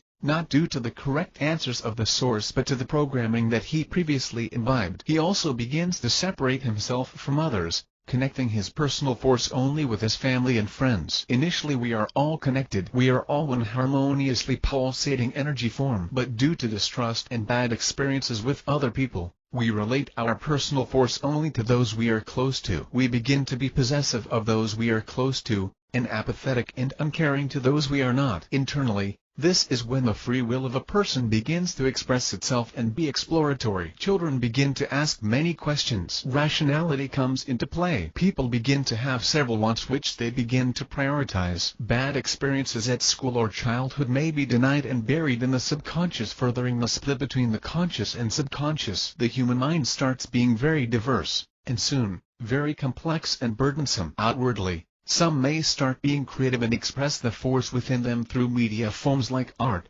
singing and dancing. Children approach this stage when they start being exploratory. They want to simply roam around. Later they may want to dismantle their toys or other things in the house. Teenagers want to try out new things and be risky. Homemakers express themselves with their cooking or house decoration. Businessmen, on the other hand, expressway themselves with new products and services at the office. A strong and harmonious expression phase would show expressiveness, creativity, playfulness, and diversity. A weak expressive phase would be a withdrawn character, repressed individual, and a person who does not enjoy life and its different facets. A disharmonious expression phase would show in a person who has gotten himself into the midst of everything which life has to offer but is having trouble getting out due to his attachments. Being exhausted and close to the peak of conflicting energies, the person who may now probably be in his 30s or 40s will start lying low. By this time he relaxes, not always out of choice but possibly out of necessity. After getting too many problems and finally resolving to fix these, the person will enter the relaxation phase. Here the utilized force which propelled the identity and expressiveness forward will lie low in order for the problems and issues to lessen. Conflicting forces will lessen and be reconciled so that a state of harmony develops. The previously compartmentalized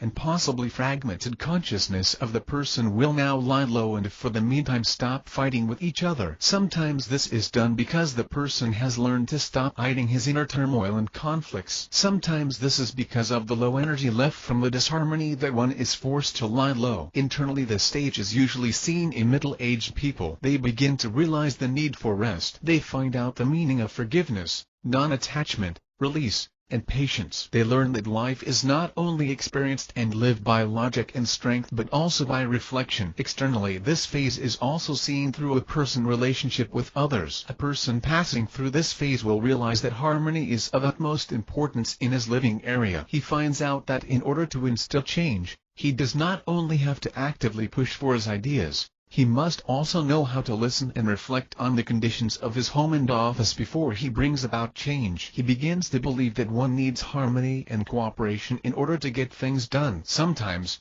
though, people in this stage become too passive. They say yes to everybody in positions of power in order to play it safe and not to disturb the peace. A strong and harmonious relaxation phase would show as someone who knows when to be passive, harmonious, and relaxed without sacrificing his identity. He should not allow himself to be treated like a doormat and trampled upon in the name of harmony and passiveness. He is therefore soft but firm. A weak relaxation phase would show as someone with several issues constantly cluttering his consciousness. He does not know how to properly let go, forgive and forget previous problems. A disharmonious relaxation phase could show up as someone who appears to be very civil and proper, but inside him are all the frustration and irritation towards the world. As adults go through the relaxation phase, they subconsciously find out that energy-wise, harmony is not enough. They must join other people and associations with similar interests in order to enhance themselves. They begin to feel a need to function as one with the environment. The last stage is union. Here the different aspects of the person consciousness that has fragmented heavily in the expression phase will attempt to reunite. In the relaxation phase, the different aspects stop fighting but do not join. In the union phase, these aspects attempt to join with each other. The subconscious, which existence was previously denied but later acknowledged in the relaxation phase, now starts to join with the conscious. Ideally, it is also in this phase when an attempt to join the source is to be made once the different aspects of the personality are in relative union. This phase is seen internally, but when it occurs the effect may be very profound. During this phase all the different forces within a person consciousness will attempt not only to relate together but also to rejoin. A person who would never want to see his bad side will now be confronted with it. He will no longer be able to deny his weaknesses. He will confront them,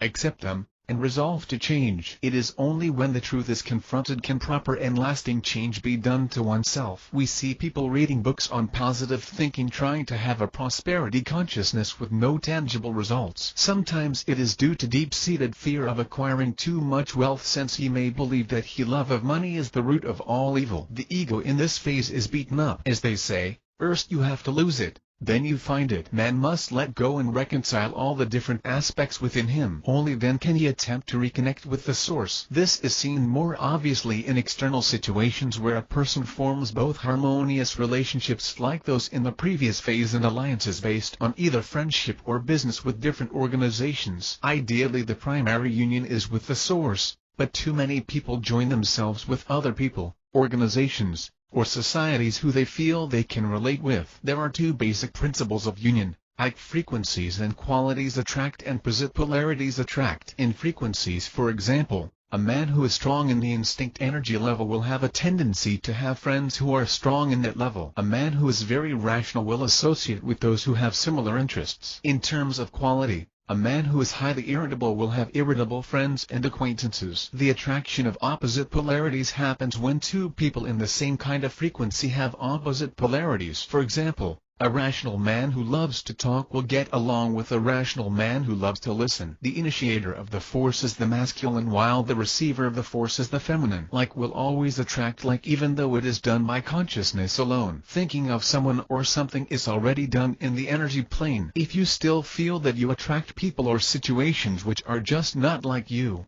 check your subconscious. It is also part of you though you are not aware of it. You are attracting people with the same traits you have. People in their old age turn to institutions to get their energy. They feel a need for camaraderie. If in the previous stage they wanted to go and conquer the world alone, they now feel the need to be affiliated with an organization with similar goals. In this stage the statement "you reap what you sow" is followed. You definitely are going to get what you send to other people. Since the force is activated not only by a physical action but also by an intention, things that you thought you were exempted from will come your way. Little irritations, enviousness, and the like will all start coming back. You will notice that more and more people you meet act like you. You will start being dependent on organizations for ideas of wholeness at this point. A strong and harmonious union phase would show up as a person who gets along not only with other people but with someone who properly utilizes team effort. A weak union phase would show up as a person who is afraid to join organizations for fear of losing his identity. A disharmonious union phase is seen in someone who confuses his identity with that of an organization.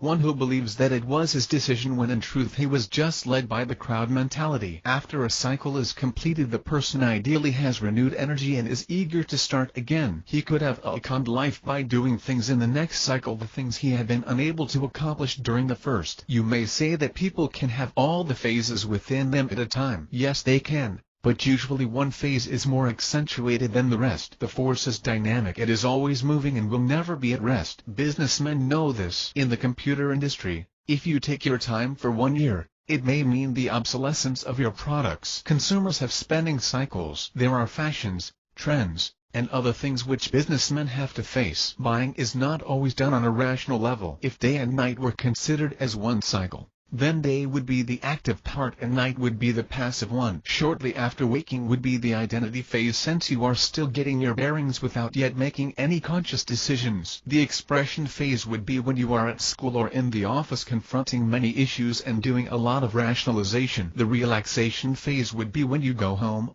lie low and try to forget your worries. And sleep would be your union phase. This is when the source will attempt to link with your conscious mind. Each phase has its good and bad points. Although in a person's perception some phases seem to be more troublesome than the others. This is because they are currently in that phase. In capitalist countries stress is a problem in the expression phase. This is because capitalist countries are associated with freedom of expression and thus have a large number of people in their expression phase. In non-capitalist countries where union is more predominant than expression, stress would not be much of a problem. A person who is stressed will want relaxation, while a person who is too relaxed will want expression. This is the cycle. One should go with the flow. Nothing in this world is permanent. If you are observant, too, you will notice that a number of organizations are all telling us to change our way of living, start loving one another and be more harmonious. A number of people are now getting into a life of peacefulness, not just running after the money. This shows us that the large cycle is now probably entering the relaxation stage. We are now beginning to value relaxation and union instead of expression and identity. One should improve the cycles existing within the self. He should first be aware of the cycle and master the phases where each is strong and harmonious. Second, when the phase is ripe for transition into the next, the individual concerned should be able to do this without much hesitation. Unfortunately, there are many occurrences in life that would hamper both the development of each phase and the movement from phase to phase. There is a relationship of these 4 phases to the 5 stages: awareness, attention, attachment, disharmony, depletion. Within each side are the 5 stages. In the active side of the force, the awareness stage occurs in the identity phase. The attention stage occurs in the expression phase. When the person becomes aware of his environment or himself, he will want to prioritize things into areas of his life which he may want to experiment on. Attachment is when he begins to be ripe in the expression phase. He is nearing the borders of the expression phase. Disharmony and depletion is when he has overdone himself and needs to enter into the passive side of the force. On the passive side, a person becomes aware of the different options of getting energy. This occurs in the relaxation phase when he tries to feel his way around. The attention stage is entered when he has found his source and attempts to unify with it. He is now in the union stage. Just like in the active side, attachment, disharmony and depletion occur when he begins to overdo himself, when he does not properly accept the other sources which he can get. Life is truly dynamic. One is never really at rest. We oscillate forever between the two extremes of action and rest. To try to stop yourself from oscillation means an attachment to one state. Go with the flow. Conditions change. Life goes on. Whoever knows how to dance with the force experiences happiness. February 2, 2004. Ideal situation. Earlier we have seen the cycle consisting of 4 phases. For an ideal situation to occur,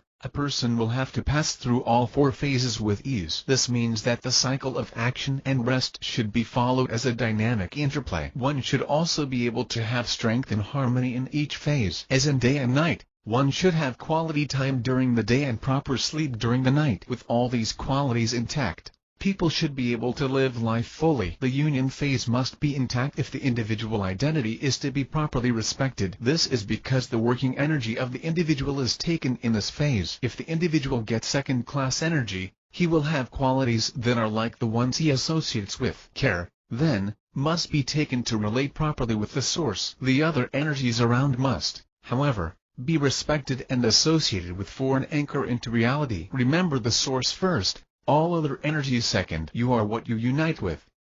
You are what you respect. In the identity phase, one should have proper self-esteem. Self-confidence is necessary in order to function properly. A person's individuality must be strong enough so that following people is not due to peer pressure but a result of a proper assessments. Although he must be self-confident, he must also be very realistic with himself and his current life situation. He must be able to accept his deficiencies as well as the things he cannot change. In the same way, he must also know and fix the deficiencies that he can change. The conscious and subconscious must be one, and he must not be abnormally defensive with his life issues. Some people are able to develop a superiority complex in order to hide an inner inferiority complex that even they may not be aware of. A person must know unrealistic limitations and capabilities. When people get into positive thinking, they sometimes do not succeed as well as others. One reason for this is that their subconscious still cannot accept the possibility of success. One must have proper self-esteem and be realistic with the self at all times. He should not feel that he always has to prove himself. He should not be defensive. He should be secure with his position in life. Having a strong identity is not bad. It is not necessarily selfish. Selfishness is when the identity has been heightened while your sense of union with the source has been discarded. A person with a highly developed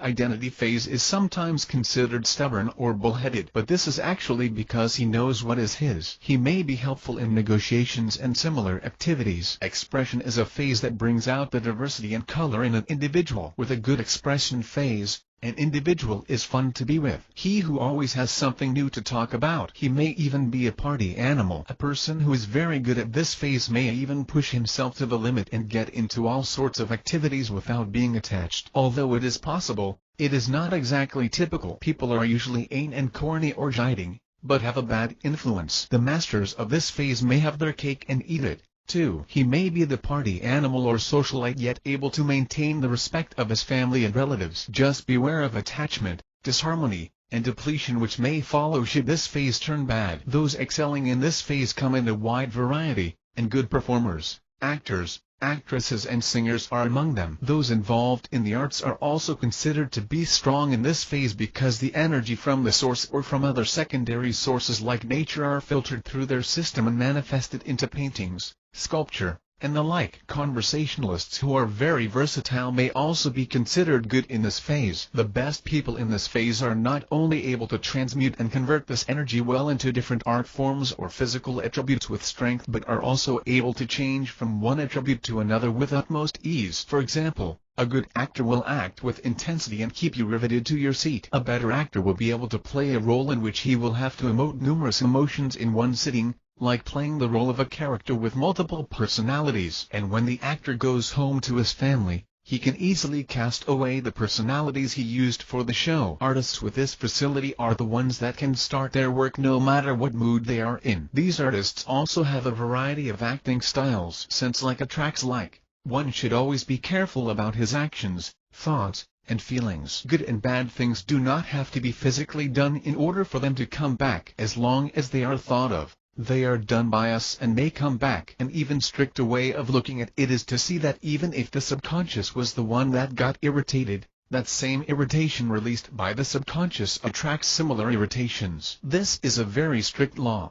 but one that can be cured if we are always aware of our conscious and subconscious thoughts. They should be disciplined in the sense that they do not pollute the living area with bad vibes. They should not be disciplined in the sense that they should be able to express themselves in whatever harmonious manner they please as long as attachment is held to a minimum. One cannot say that a condition is for a person because he is one enemy and that you are exempt from the same condition. Since all are one, we give ourselves whatever mental expectations and conditions we give other people. For example, we are very strict with employees or subordinates. That same strictness we have shall manifest in the sense that the superiors we attract are those that are also strict towards us. People in tune with the force know that they should do good, not because of faith or conscience but because they can feel and know that it is just reasonable to expect that any form of energy they give away will come back to them. They do not need to study manners, ethics, or any dogma in order to behave. They behave not out of fear, but because they feel what they should do since they are highly in tune with the law and the force. A person connected to the force need not be motivated or trained. He does things because he is one with the force that coincides with the universe in order that all things are worked out in harmony. Nature does not function a certain way due to the logic of the animals or the plants,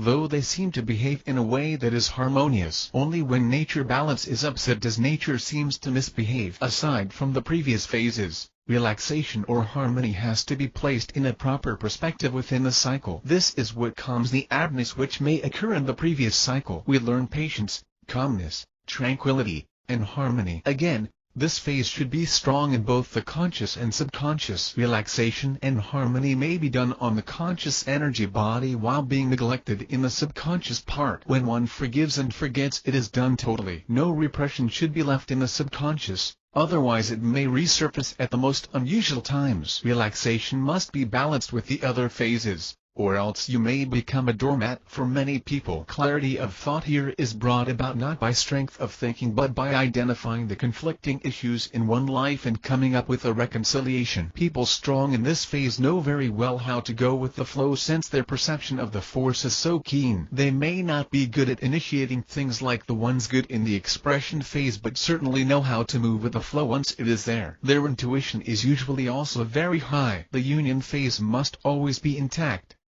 This is because many our problems are caused by the degeneration of this phase. Our tendency is to establish union with people instead of having a proper relationship with the source. In relating properly with the source, one begins to function in a way that is similar to the source. One may initially gain wisdom in the form of insights and may later get the source raw energy for proper building of one identity. Later one may move into the expression phase, then into the relaxation harmony phase. One with a good union phase knows many things, not due to rationality or physical observation, but by the idea that one should be in union with the object. Once you are one with it, you will know things about it without having to rationalize about the object. The object and the subject become one. This is quite frequent with people who are in love. With persons who truly love the world, they should not have any problem gaining knowledge about other things. They may rest their awareness of their family, relative, business, or of life itself. Internally they may be able to reconcile the different issues and traumas within their lives and join their conscious and subconscious. They are highly aware of their subconscious because it is now within arm reach. With these individuals, their intuition begins to be so high that they know things at so conscious a level that insights and intuition are no big deal for them. Flashes of intuition are no longer flashes since the conscious and subconscious are now truly one. After that they even become one with the source, making them access more knowledge and energy. Finally, since everything is a creation of the source, conscious, subconscious, the source and all of creation are as one. For individuals strong in the union phase, deciding what is right and wrong is not the result of painstaking debates on ethics. It is not even taken from what elders have said. Their sense of justice stems from the sense of the laws of nature they feel within themselves. They do not offer assistance because they feel pity for the person. Assistance is given since the person just senses that the beneficiary is part of the source and therefore also part of them. True oneness with the source occurs at this level, and wisdom wisdom and knowledge comes from the source. The source has its laws and the person is aware of them. All of the above phases must be strong and harmonious in order for the situation to be ideal. Furthermore, a proper movement through them must to be done in order for a proper movement through the cycle. When should we move on to the next phase? Remember that the two main phases are expression and union. There will be an oscillation between these two major phases, with the prerequisite phases there to help in the conversion. In the union phase, the maximum point is when there is already a loss of identity such that a person may start rebelling for no apparent reason. This is due to the urge to express oneself. If he is allowed to jump into the expression phase, he may not be ready. His identity will have to be developed first, or else he will keep complaining about life. With a good identity phase and good self-esteem, a teenager, for instance, can properly function in the world. In the expression phase, the maximum point is when there is much confusion and irritation. The point of madness is reached when your mind seems to snap. If a jump into the union phase is made, the individual may lose his sense of identity too quickly and not learn from his experiences. This is because the relaxation phase is also a phase where you learn from your mistakes by looking back on them. It is also a phase of release and forgiving. A jump into the union phase may mean an individual turning his back on reality or even suicide. Union is entered into in order to anchor the individual to the source. When we are full of energy, we attempt to rebuild our identity. The next cycle starts and, hopefully, life will be a bit more enjoyable. Usually, though, as one gains an identity, it is in a way a separation from the source. Because of this, not all previous memory is transferred to the identity phase in the next cycle. This is similar to a day cycle where you notice that you have forgotten the problems of the previous day. A better analogy is dreaming. We all dream. When we wake up, sometimes we still remember our dream. But when fully awake, we don't seem to remember our dream even if we are sure that we had dreamt that night. Retain the relationship with the source at all times. Remember the law of the force. Remember your origin. Know the law because you have a relationship with it, not because you were told to do so. With the unification of all the four phases within a person, we find a person who is balanced with the male and female energy. Identity and expression phases are predominantly male, while relaxation and union phases are predominantly female. The individual exhibits a strong will while being very receptive. He knows how to effect change but knows when to go with the flow if needed. Businesses now are beginning to realize that a good manager is one who has both qualities in him. He can be a team player, union, and yet, when alone, can easily handle situations. Identity, although his environment is not conducive to his development. He knows realistically the current situation feminine in his personal and business life and is able to express himself and fix the situation male with the least amount of effort. An individual will be in control of himself and his environment because he is aware of his inner conflicts and defense mechanisms. He will insist that his conscious and subconscious is one. He will therefore be a realist since he will have no illusions about his capabilities. He will have no mood swings. He becomes a master of his emotions and not vice versa. This does not mean that he will be boring, for the mastery of the emotions will also reveal his ability to create at will different attitudes and emotions that are appropriate for any occasion. With the proper utilization of these forces, additional qualities may be enhanced or even developed. Intuition, female quality, may be greatly enhanced to a very high extent. Charisma, male quality, will enable him to get along with just about anybody from different social strata and even with different ideologies. He will command respect not due to fear but due to his amiability and friendliness. When you are in his presence, you will not only feel comfortable but even energized, since he has an excess of good clean energy. The force in these examples, if pushed to the limit, may be received intuition or sent charisma over long distances. Nothing is impossible. February 2, 2005. Typical situation 2.0 2.05.01 within phases 2.02.05.01.01 Relaxation harmony phase. When seen from the external point of view, this phase is when man begins to lie low on his rationality or activity and coasts along in life. After man expression phase has reached its peak, he begins to mellow and treasure harmony and tranquility over excitement. He learns to get along with people,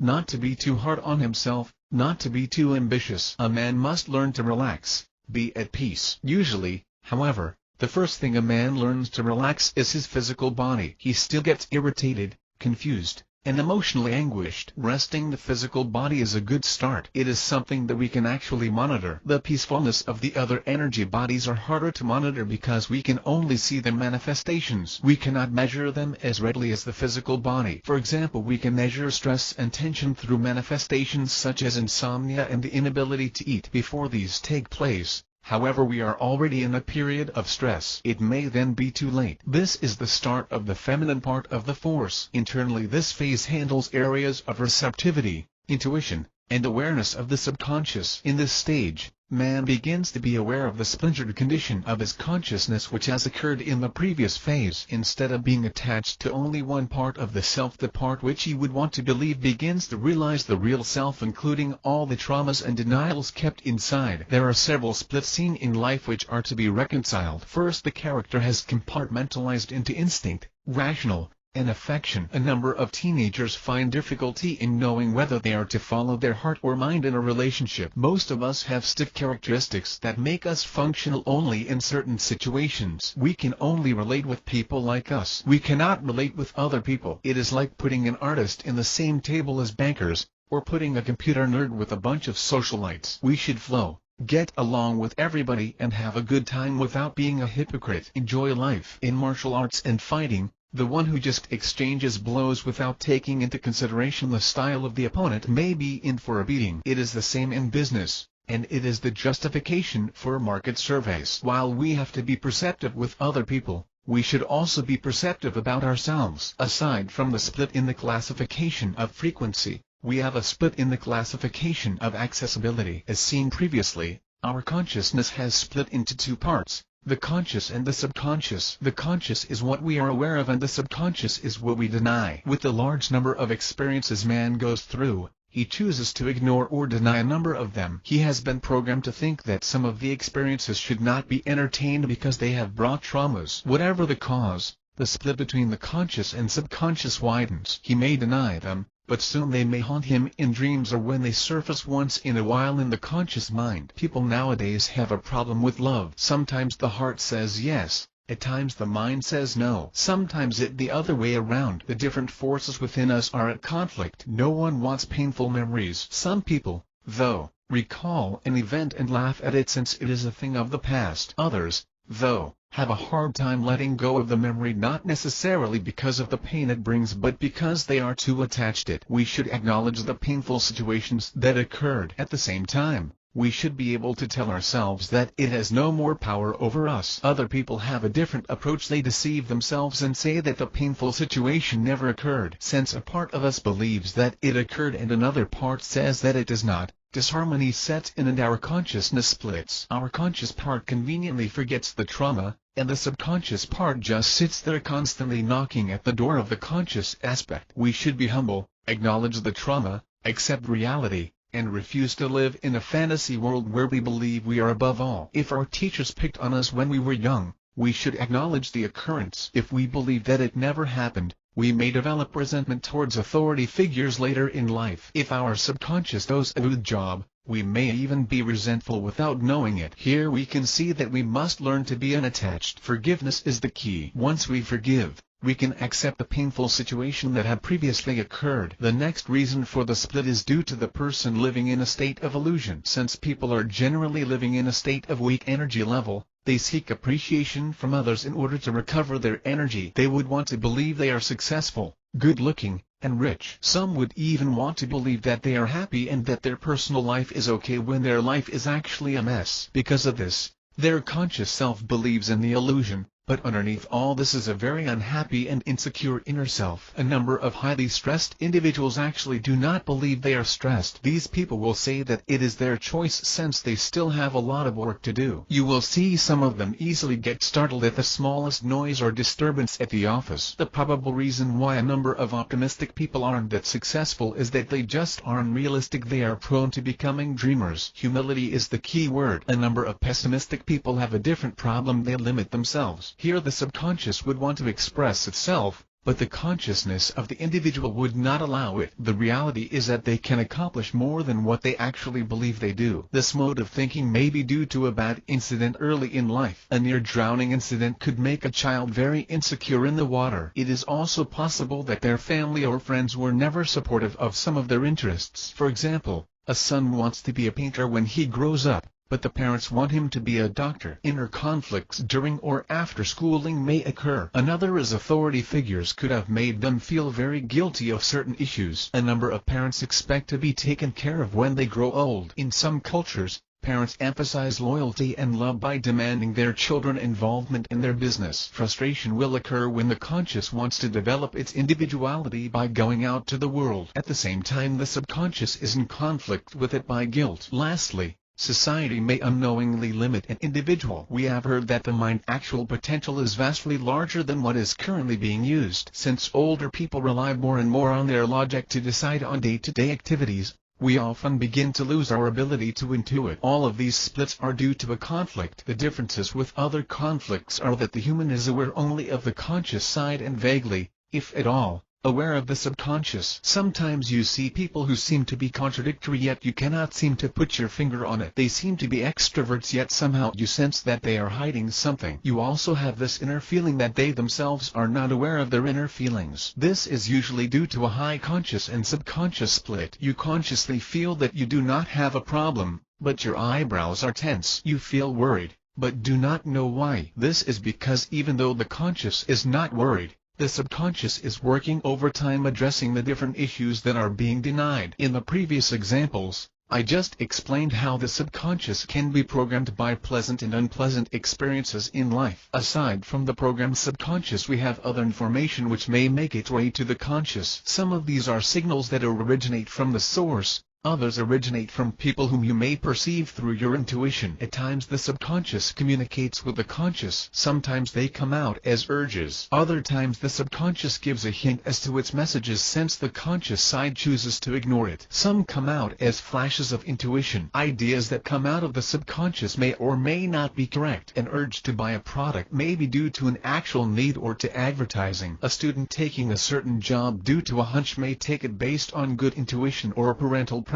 Associations are also used by the subconscious in giving hints. The reason hints are used by the subconscious is that the conscious usually refuses to believe that information through use of the force is possible. The subconscious therefore does not give the information as is, but masks it so that the conscious may accept or deny the given information. For example, if the subconscious wants to give a hint about a backbiting friend, it may make you dream of snakes. Consciously we remember it but not know its meaning. It is remembered since it is just a hint, but the conscious can actually deny its importance and its meaning. Upon close examination, however, we may associate snakes with enemies. By this we consciously know that an enemy may exist. How does the subconscious know so much? The force connects us all. No man is an island. We are all like radio transceivers with all our subconscious aspects relating with each other without the conscious realizing it. This is why we are abnormally attracted or repelled by certain people. The reverse may also happen. We could make a conscious effort to reach the subconscious in order to remove its bad programming. That is why we have affirmations. We want our programmed subconscious to conform to the conscious. For example,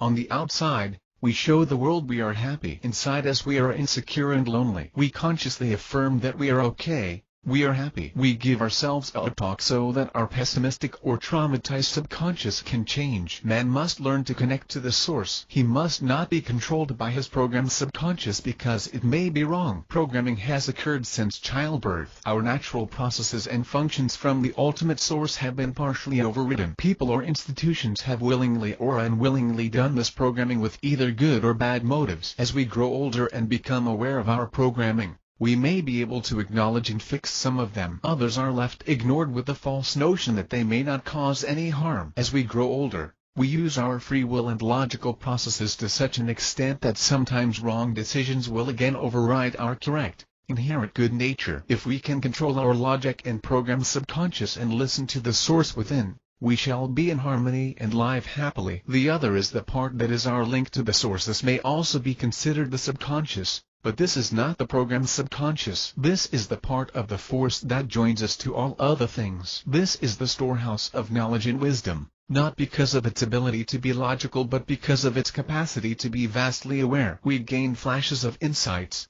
ideas. A number of inventors and scientists are like this. If you look at the works of Einstein, you will be boggled at how he could think of the theory that time may slow down as you approach the speed of light. Maybe he just connected to the source. The last split is in the classification of size. While we should get along with the other groups of forces like institutions, companies, or groups, we tend to distance ourselves. While we should avoid crowd mentality, we should still know how to get along with other people. If you are weak, you may be a victim of bad influence. If you are strong, you will know when to resist their influence. But if you are really strong, you will get along with people and will know how to influence them to change for the better. Care, though, must be taken that you know when they are ready enough to do so. Unfortunately, a lot of people will have to be burned before they change for the better. Only then will he truly appreciate change. It may be that, or it may be that you were wrong in the first place. This phase is about relaxation, harmony, and even awareness. Awareness of yourself in relationship with others and awareness of the different harmonious and conflicting issues within you. The enemy of this phase is selfishness, the attachment to the idea of self. Sometimes man will not sense his connection with the source or even his relationship with his fellow man. He believes that power and money makes the world go round. The more selfish he gets, the more his link to the source deteriorates and the more he gets into trouble. We may see them rich and behave as if life is fine, but deep inside you may sense an emptiness that cannot be explained. Who is he fooling? The less energy he gets from the source,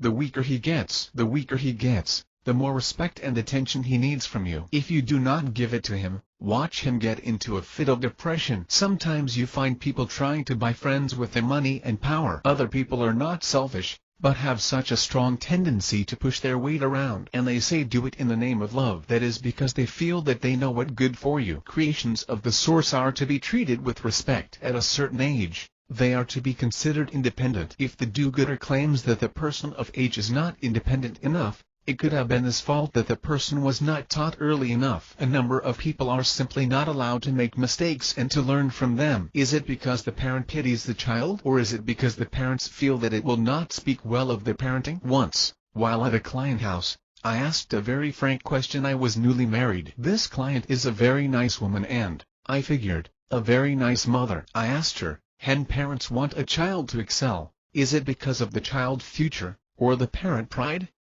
She said that it was for the parents' pride. This answer of course need not necessarily be a general one, but it definitely revealed another reason why sometimes leaders, parents, or employers want their followers to excel. If a person is not allowed to make mistakes for himself, he may grow up to having a weak identity phase and later, and even a weaker expression phase. Due to a belief in the scarcity of the force or money, some people have a subconscious tendency to keep themselves in power. Instead of cooperating in harmony, he believes he should be the one in control. And they learn to relate to the source, they would not be control freaks. Instead of and considering the whole world as his family, he has learned to carve out a small niche. Here he and his family and or close friends can exchange energies among themselves. Should he feel that this group of friends will disappear, he will find ways to keep them by his side in the name of love and need. Right now some people believe that the more they need a person, the more they are in love. We cannot blame man. As he grows up, he encounters traumas and again, making him distrustful of his fellow man. Now he chooses his friends,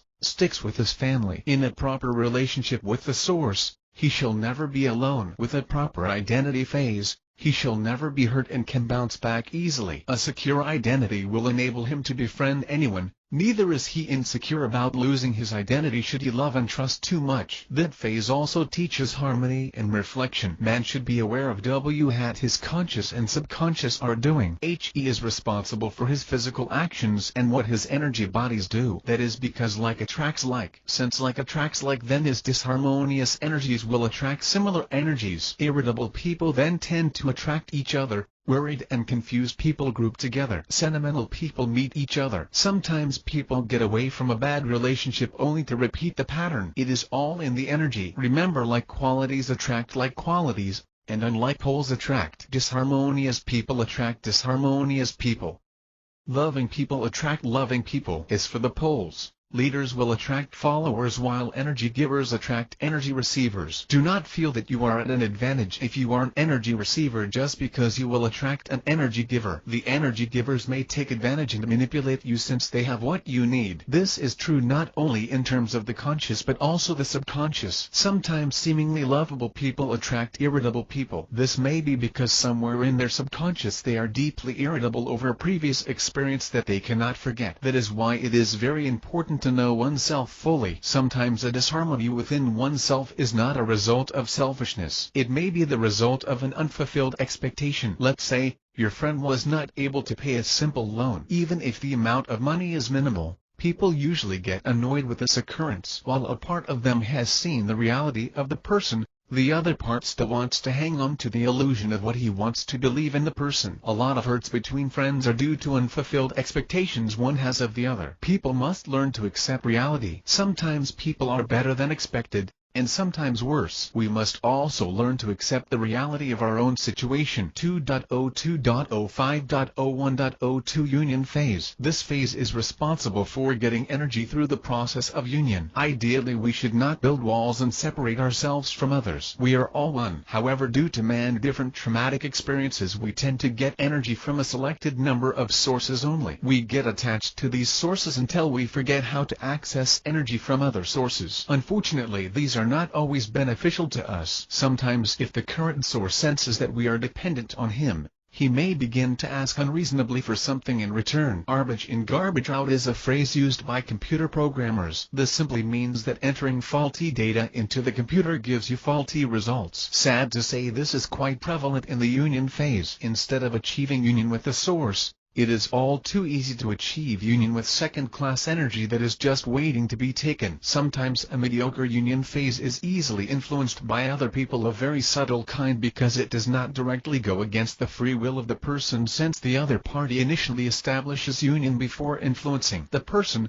therefore, will believe that all the while it had been his choice. Sometimes it is his choice along with his desires, wants, and preferences. The question is, how did he get those preferences? Sometimes this is due to the systematic manipulation of man's desires and tastes. Let me show you how changes may be made towards a person's tastes by first establishing union. A reason for this union is due to proximity. After birth, children are frequently inside the house. The quality of the energy in the house will have a lasting effect on the child as he is growing up. If the parents fight or bicker constantly, the child will imbibe this energy even though he is still not conscious of his environment. Even if he is in another room, the disharmonious energy of father and mother may be enough to make him grow disoriented. Nowadays, a number of mothers are concerned about their mental and emotional condition during pregnancy. This is because the baby is fully within the mother physical body and very dependent on the quality of the mother energies during this period. Children will grow up subconsciously remembering their childhood years, the fights,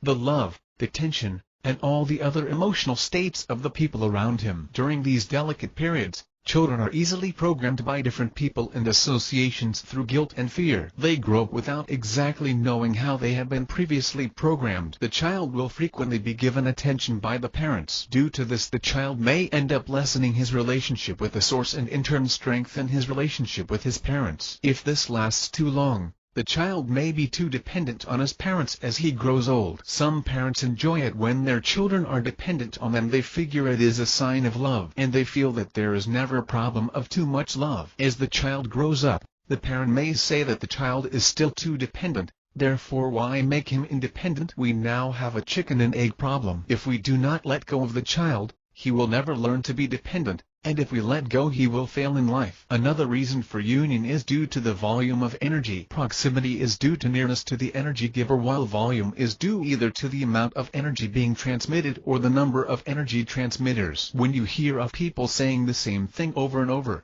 you begin to accept it as the truth. No one else is saying otherwise, and in your world that idea is the law. Remember, when you were young and everyone you talked to said there was a Santa Claus, even the ones you trusted, your parents and your other siblings, said that Santa Claus existed. Because of this, Santa became very real to you. If majority of your relatives went to the same school you go to, you develop a deep sense of loyalty for that school. You develop, too, the sense of comfort and belonging. As you grow up, get married and have kids, you tend to bring them to the same school. Why? Because you have imbibed the energy of your surroundings and, By sheer weight of the volume of the energy, you can help but also be loyal. You also end up seeing things from one perspective, the opinion of your school. You don't know how the other side performs until you are out of your system and in a neutral area. Advertisements do the same thing. By their sheer number, advertisements lead us to subconsciously believe that everyone is buying the product, except you. I once visited a house where they served me a certain beverage. Later I found out that the family,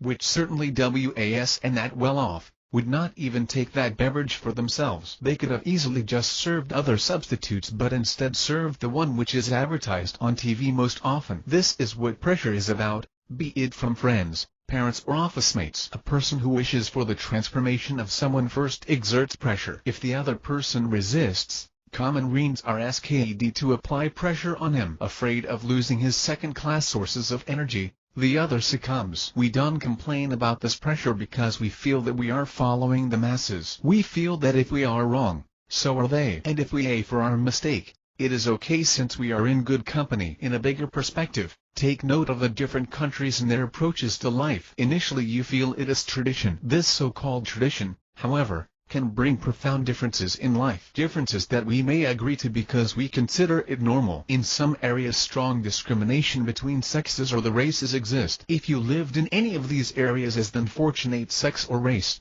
you have pressure to adjust to what the public dictates. People supposedly like you conform to the situation because they feel it is the awe. Aside from advertisement, volume can be used by groups of people in terms of praise and recognition. A person will appreciate the sense the attention is accompanied by an outpouring of energy. Appreciation is often used as a method of motivating people for both good and not so good purposes. Labeling is another example. People sometimes do not see ideas or products as they are. They are always associating things with other things. People and organizations will have good labels for actions which are advantageous to them while attaching bad labels for actions which are disadvantageous to them. An idea may be a lie to others but not for them. An action may be, for others, a rebellion, but a sign of independence for them. Gaining additional facilities from the force is evil for others, but a gift of God for them. People, therefore, do not look at the essence, look at the labels. Another form of force and union is through intensity. In contrast to volume, which is done through the number of people participating, intensity is done through the strength of a seemingly small group of people or by one person. This is done in courtship,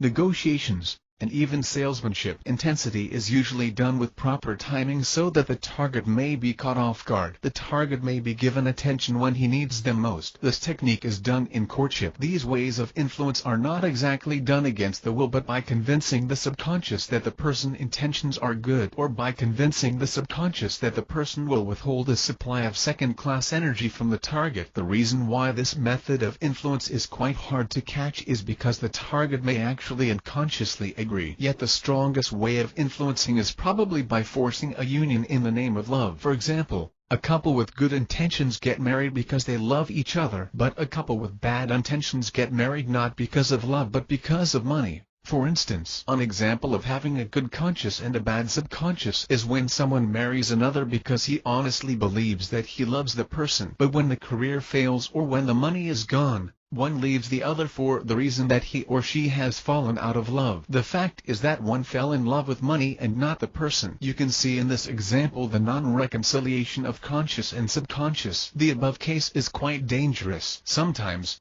a person gets married thinking that with security and hope, he will not have to work for the rest of his life. At times, a person gets married to show the world that he got a good catch. What a trophy! Who are they kidding? How will this relationship last? For the person who got married for reasons of security, what will happen when the spouse starts doing things which you cannot live with? How will you separate with him if you feel that you do not know how to earn a living? Then you will forever try to tell everybody, including yourself, that you still love him and want him to change. Sometimes, though, people do not change easily. In fact, sometimes they will not change at all to your expectations. The sad thing is that some things cannot actually be changed in our lifetime. For the husband who got married to show off his wife, he shall now be dependent on second-hand energy from his peers. His reputation is always closely guarded and he may manage to fool everyone but himself. He knows very well that the marriage was all for show. When influence is done in the name of love, The target is at a very difficult position because love is basically a union. This is where the identity is solved so that it forms a revised version of the identity during the next phase. This is why two people in love fight. They seem to be insecure with their identity, and there is a higher degree of dependence on one another. And the one who is used to this type of influence will most likely be the one to call the shots because he knows how to function in such a situation. When this is done in the foundational years of a child, the target becomes very susceptible, and this is because we have proximity, volume, intensity and love all rolled into one. The child is defenseless and everything is done in the name of love. Values and beliefs are inculcated heavily, fortified with the addition of guilt. If the child grows up never knowing how to connect to the source, he will be a puppet on a string, forever looking to seeing the energy giver. Of course, this is a worst-case scenario, but it happens. Actually, influence is quite obvious. It is quite easily seen. The reason why it gets away with itself is because we make ourselves vulnerable to it. We do this because we have certain expectations over someone or an organization. This expectation can be divided into two: trust and putting people on pedestals. Trust is also a union, not necessarily out of love but because you are relatively closer to people you unite with. When you trust, you have already placed a bias within your mind as to what the person really is. That a person concerned fits your criteria of an ideal man is an attachment to an ideal. When you trust, you are biased, and when you do not trust, you are also biased. Do not assume that a person is trustworthy or not until he has proven himself one way or the other. Do not assume anything of a person for that matter. Problems with close friends are usually very hard to forgive. This is usually because the friend has acted in a way which the other cannot comprehend because the offender did not live up to the expectations of the one offended. If the offended party accepts the offender for what he is, forgiveness will come simply and there would be no problem. For example, if a friend does not repay a loan, you may forgive him, but you may think twice if he asks for a loan again. A lot of influence through trust comes hand in hand with labeling. This is when a party influences another by using the power of would or add words to motivate. For example, a leader will consider himself independent and resourceful when he does things out of the ordinary. When his follower does the same thing and respectfully questions the leader, the action is now called rebellion, but nobody wants to call the rebel whether the action is reasonable or not. This is a term used by people in power to keep others under their control. They come up with a word which will signify that the other person is no longer part of the group. Other words which may be used similarly are loyal and disobedient. Everyone wants to be considered loyal, even to the point of being dependent and submissive to society. If one is connected properly to the source, he will no longer be dependent on these second-hand energies. He will see things clearly, and notice the influence being done in the name of love. Life now becomes a bribery, not of money but of energy. A bribery which is now sometimes considered motivation, another convenient term for the system. Machiavelli said that it is better to be feared than to be loved. Nowadays manipulation seems to be a step ahead, and those who practice it seem to live with the idea that it is better to be feared and loved. Love is given in order to establish union with the follower, to confuse his identity, and fear is instilled in order to repress whatever is left of it. Similar to trust is the practice of putting people on pedestals,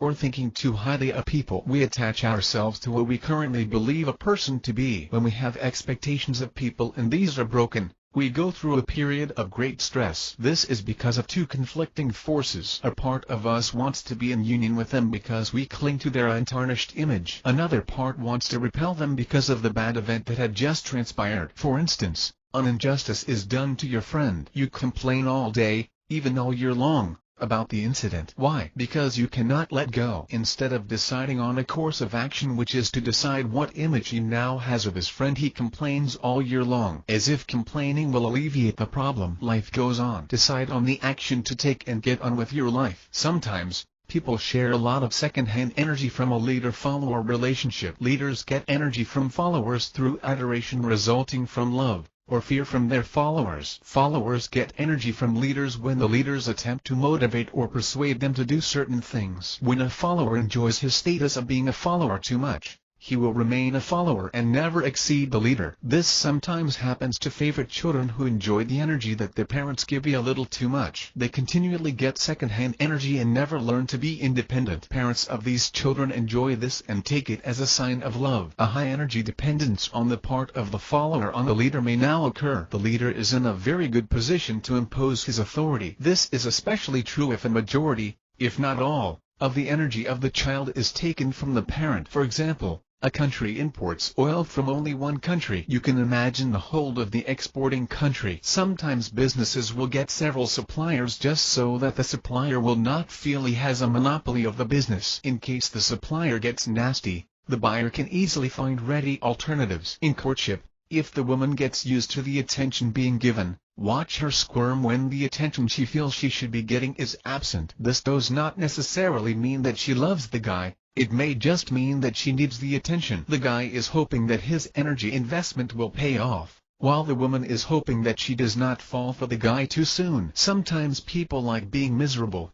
They are given sympathy and attention by others. Do not get used to this. When your friends get sick of you, they may just drop you. Getting used to energy being given to you on a silver platter without learning to get it from the source is quite similar to asking for money when you can actually learn to earn a living. Sometimes man will say, "Can do anything I want, and since I can choose what I want, I have free will." But notice how his wants and desires have been developed. He has been influenced by his environment. Sometimes, men will deny this and say that they are above this kind of influence. Soon a large number of people will move like puppets on a string. They are controlled in the home, in the office, by the government, by their faith. And for what? So that some of these groups may get money, if not energy, through our appreciation and respect for them. Man will then become like plants where money and energy will be harvested from us on a regular basis. When someone gets sick of union due to any of the above reasons, he may go through the following stages. First, the person, upon realizing his condition, will feel irritated or even angry at the situation. This is because many people,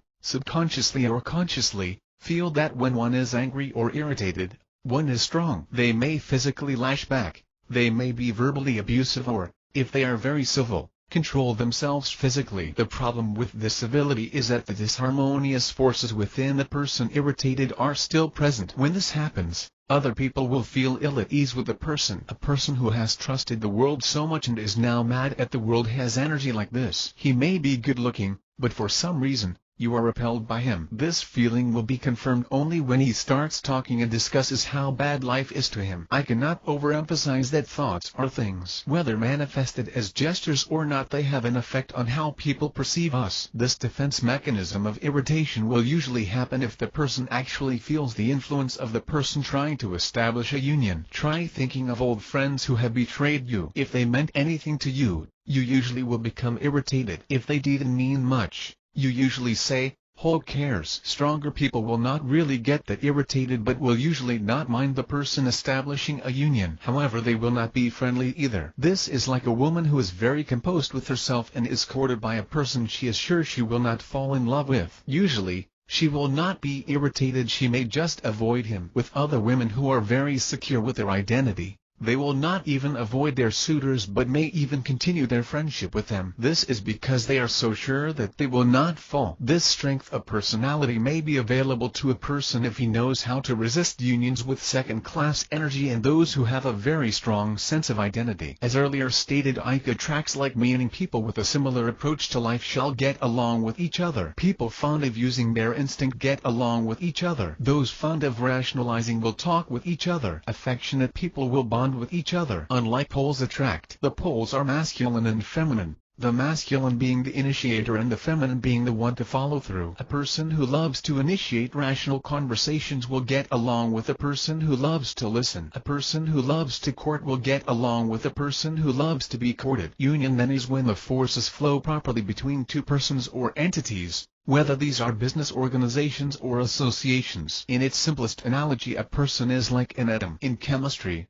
bonding is done when an atom is unbalanced, when the polarity is not zero. This is when the valence is either negative or positive. When an atom is unbalanced, it shall seek another atom which is also unbalanced but with an opposing polarity. For example, sodium has a valence of +1, while chlorine has a valence of -1. Together they form sodium chloride, which is table salt. As salt, The new configuration is considered to be stable. Like an atom, a person is usually unbalanced and will seek his complement due to societal pressure. This complement is rationalized. Hence, a number of relationships do not work out as well. A number of other relationships seemingly work due to civility, but underneath you feel uncomfortable. A hidden tension exists between the two parties. Sometimes relationships are not rationalized and instead are done by feel. The problem here is that due to previous programming of love stories in books and television, people do not also find their actual complement. Man must learn to trust the messages from the source while exercising his rationality. He must also learn to lessen,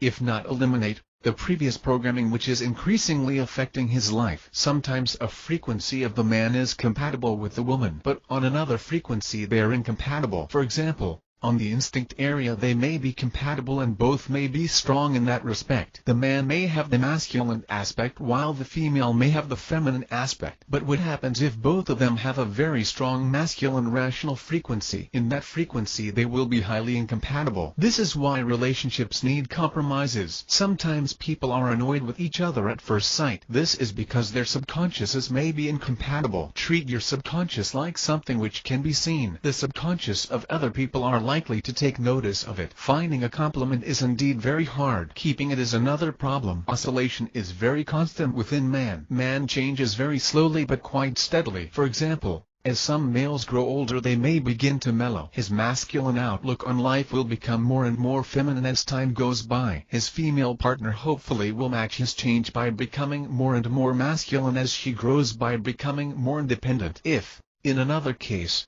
the female becomes more independent while the male does not become more feminine, we find trouble. Rationally we may hear the husband complaining that the wife is no longer as submissive as before. She talks back and speaks her mind. The wife will say that she feels nothing wrong with that and that there is nothing wrong with independence. A subconscious threat to the man masculinity may cause frequent fights. In short, when you finally learn to get along with the other in a relationship, you may realize that your partner has changed. Have you tried shooting a moving target? Courtship. This event usually takes place during high school or college. Aside from the obvious pressures one gets from peers to find a partner, pressures from the suitor are ever present in this adventure. The suitor of course is the initial energy giver. Subconsciously the persistence of the suitor is to make the target accustomed to receiving attention. That is of course the force. When attention is stopped, the force is of course diminished and the target may experience something that is similar to withdrawal symptoms. The target may want the force back, but this does not mean that she loves the suitor. It just means that she wants the force. Do not get used to getting the force. When the day comes that you are not as desirable, what then? You might end up answering someone you would have never dreamed of. Just because you were depressed, had little energy, you ended up answering the only one who was willing to give you attention. Love due to need is conditional love. No matter how typical or normal it may seem, it still has a condition, to fulfill a need. Whatever it may be, unconditional love need not be reciprocated. A need for reciprocation is a need for energy, and for attention or self-assurance of a source of energy. Love is then a proper transfer of energy with another person through union. When two people are in love, a transfer of energy occurs to balance off each other polarities. There are different kinds of love. One way of classifying it is by frequency. When love occurs on the instinctive level, it may be called sexuality. When it occurs in the rational level, it is proper communication of ideas. When it occurs in the affection level, it is known as affection or sentimentality. Unfortunately, man only expects love to occur in any of the three levels. As an approach to the source is made, other levels of experience are opened up and felt. Love is sometimes perceived to be beyond normal human emotions. This is why very caring people are sometimes thought of as apathetic. They are not necessarily unloving. It is just that they love on a different plane. It may also be that they are unattached, that they give unconditional love, a love with no conditions and even no attachment, a love which knows no boundaries, a love that allows you to do what you want to with yourself, but will always accept you back when you are in need of help, a love that is seemingly cold but emphasizes the true meaning of free will. A lot of people will say that it is very hard to even think of love without attachment. Have you ever wondered why sometimes public servants enjoy their work so much, and why some of them go through life without ever getting married? When you are truly a servant of the public, you choose love for humanity over romantic love. We see a minimal, if at all any, attachment from this person to us. For example, teaching is generally regarded as a calling. Here in the Philippines, people generally teach not for the money, but the fulfillment. Teachers feel fulfilled when they are able to impart something they know to the students. Do these teachers cry when you graduate from school? Do they grow attached to you and say stay for another year?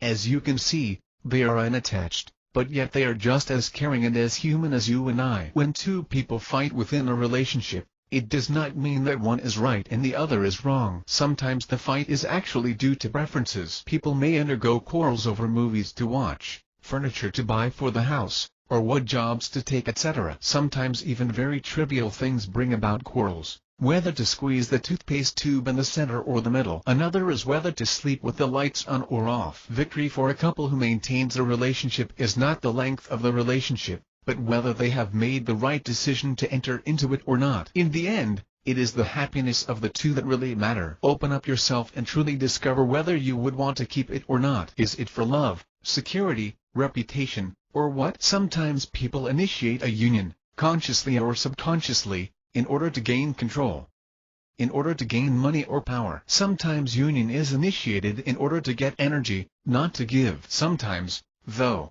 they get energy quite directly because the person they get it from is just too willing to give. The idealistic person feels that because he is giving, he is helping. People sometimes misuse energy as other people misuse money. They misuse it on emotions such as irritation, hatred. They grow dependent on the giver, never learn to get it from the source itself. Another giver who is not exactly such a philanthropist ends up giving because he simply has too much of it. These are the children. Here in the Philippines we enjoy children a lot. When my wife and I decided to postpone having children, people had so many comments to give. Children in the family, they said, keep a marriage together, children make the parents happy, so forth and so on. Sometimes I begin to believe that children do not owe us as much as we owe them if everything we heard about them is true. Why, then, is it that when they rebel we say that they have no tang na loob of gratitude shoulder and we owe them instead? Children have a lot of energy simply because when young, they do not have as much problems as us. They do not experience much societal pressure yet.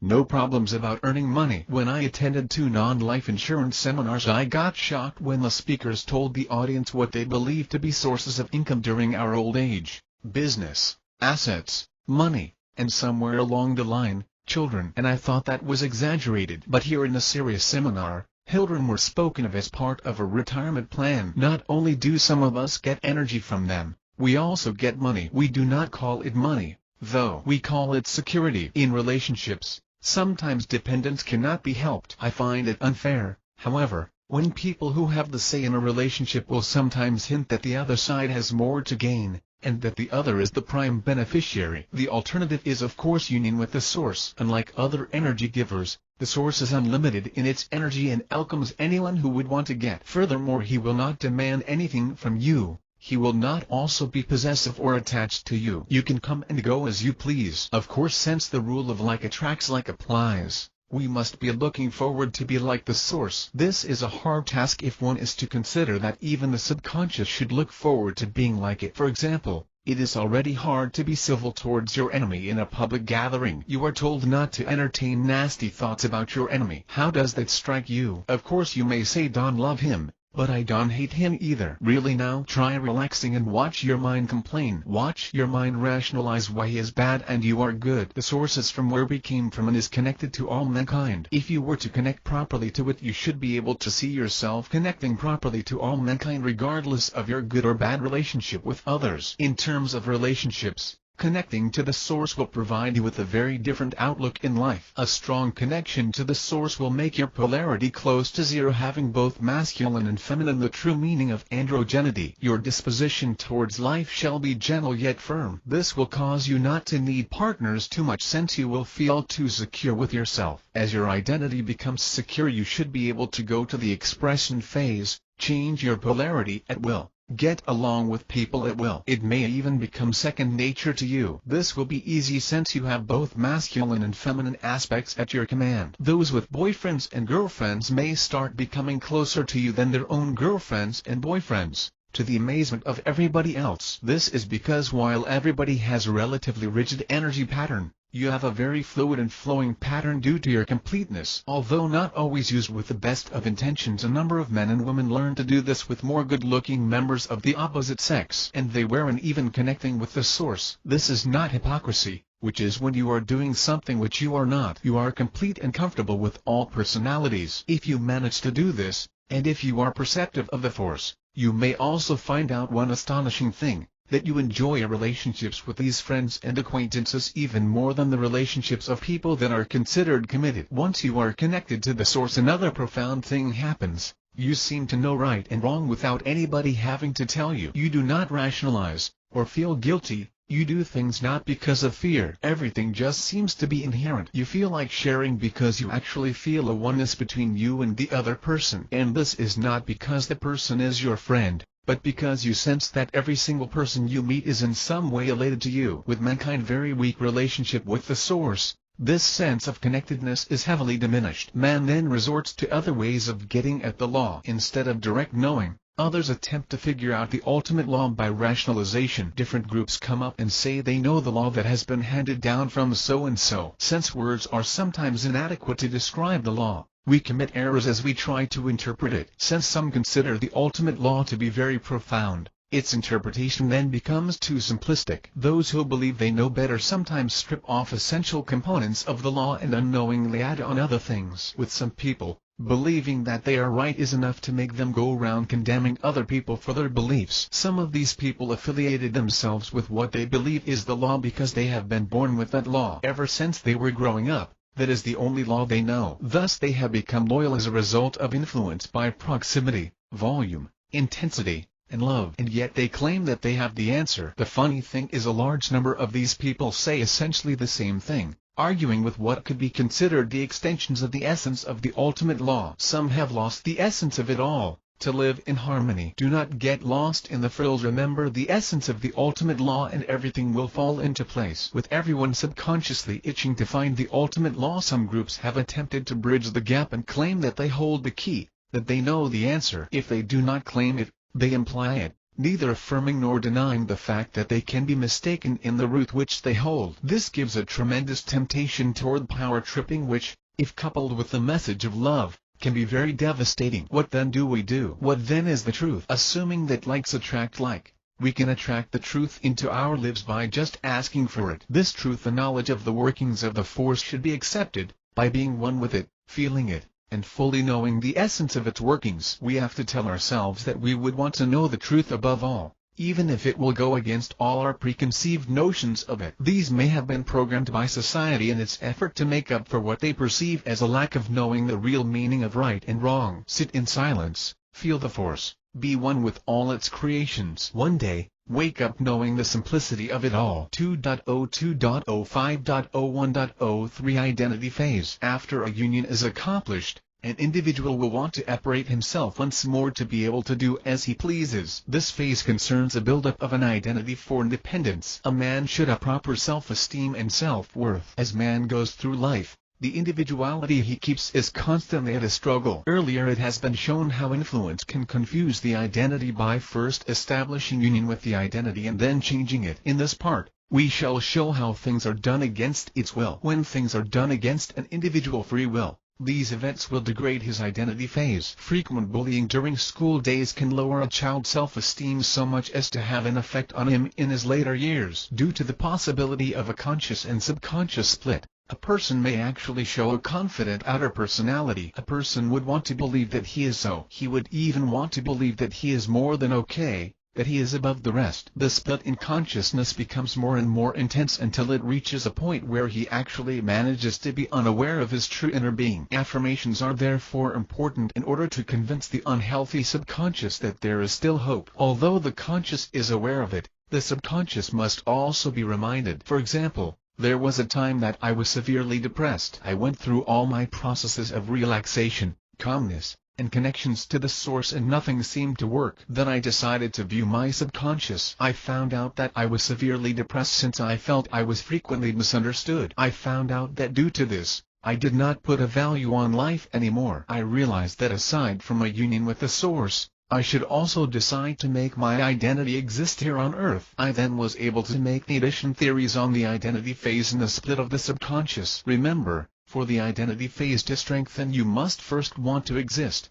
to live. So simple and yet so hard for one in depression. Sometimes people will control you in order to get your energy. When this happens, they will scare you in order to lead you into subservience. When you are subservient, you will give them appreciation just as submissive people give protection money to their protectors. Sometimes they will not scare you but instead make you insecure about your capabilities in such a way that you begin to falter. If you do not give them your energy, they will take it by force. Sometimes people who control others do so because they are so afraid of losing control. This person will do it for long periods. He thinks he has foresight, but what he has is a wrong notion of control. Since like attracts like, you will usually notice that he is also controlled, possibly even more so by a superior, if not by a person, then by the ideas of good and bad, or by society. He may control by using money, trust, energy, or by making you insecure in everything from your job to your inheritance. Yet another way is one which is not usually done consciously. People control others so that they could mold them into something they always wanted to be. Ideally, if you are knee with the force at your old age, you can appreciate life and nature by just sitting in the porch,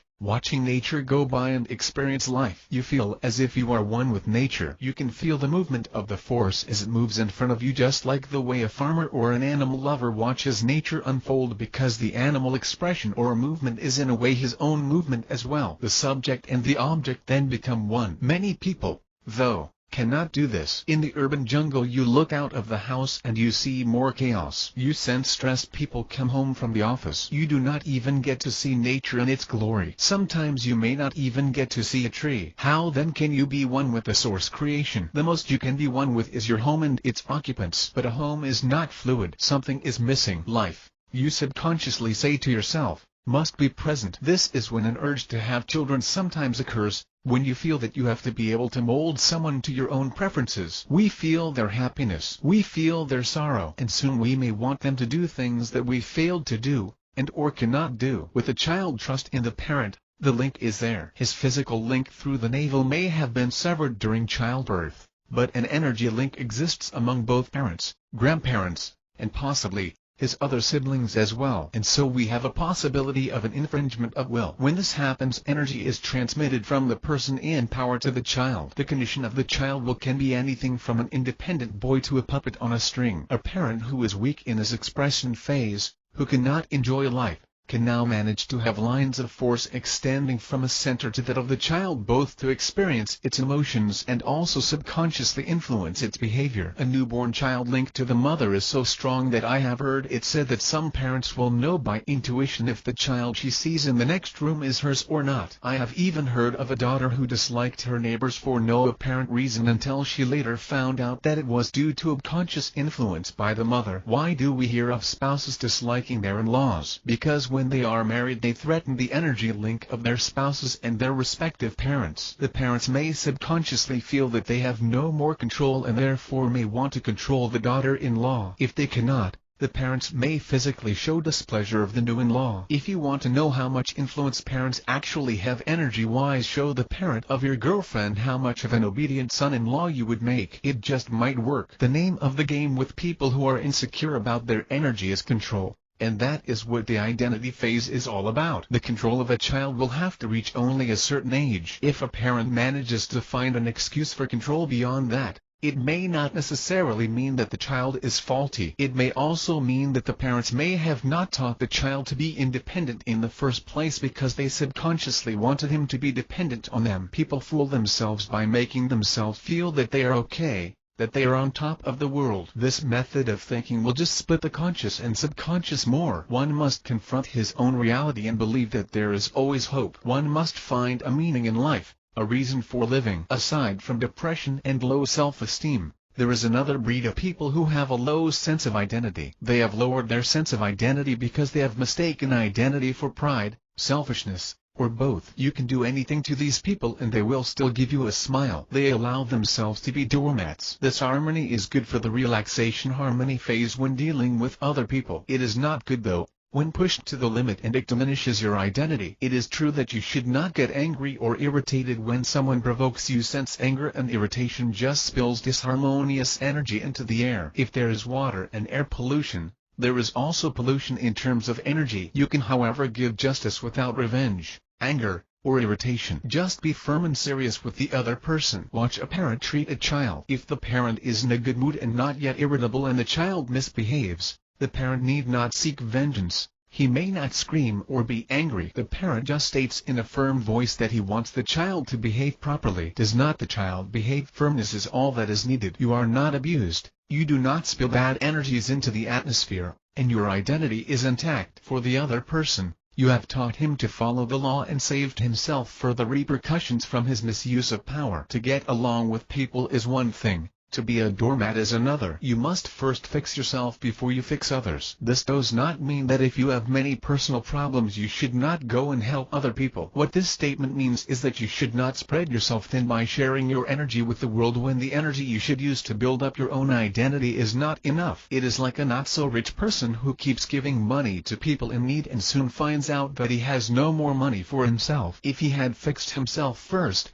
put up a business and employed the other people he wanted to help, he would have helped himself and many more people. A person strong in the union phase has a strong connection to the force, but a person strong in the identity phase can make the energy of the source come down from the source. An example of someone strong in the union phase but weak in the identity phase is the person who, when meditating on the union phase, seems to be so far away, so distant and cannot be disturbed. This is because the attention is on something so far away. He does not take care anymore to come back here to his living area, the physical body. Sometimes with the comfort of the person residing with the source, he subconsciously decides to stay from the physical world. They are perceived as quiet, distant, aloof, making no impact in the world. Once the energy is brought down to the physical body, the person is said to have a high energy level. He will be noticeable even in a crowd, and all of a sudden you will feel that you cannot make a fool out of him. Look at leaders. Their presence upon entering a room is easily felt. This is because they place their awareness on themselves and the people they lead. They know how to conserve and delegate the energy they have. One way of seeing if you have a strong identity phase is by looking at yourself in the mirror. Look at your eyes. The force transfers very strongly through the eyes, and the person with a strong identity usually has a stronger gaze. This is why in traffic,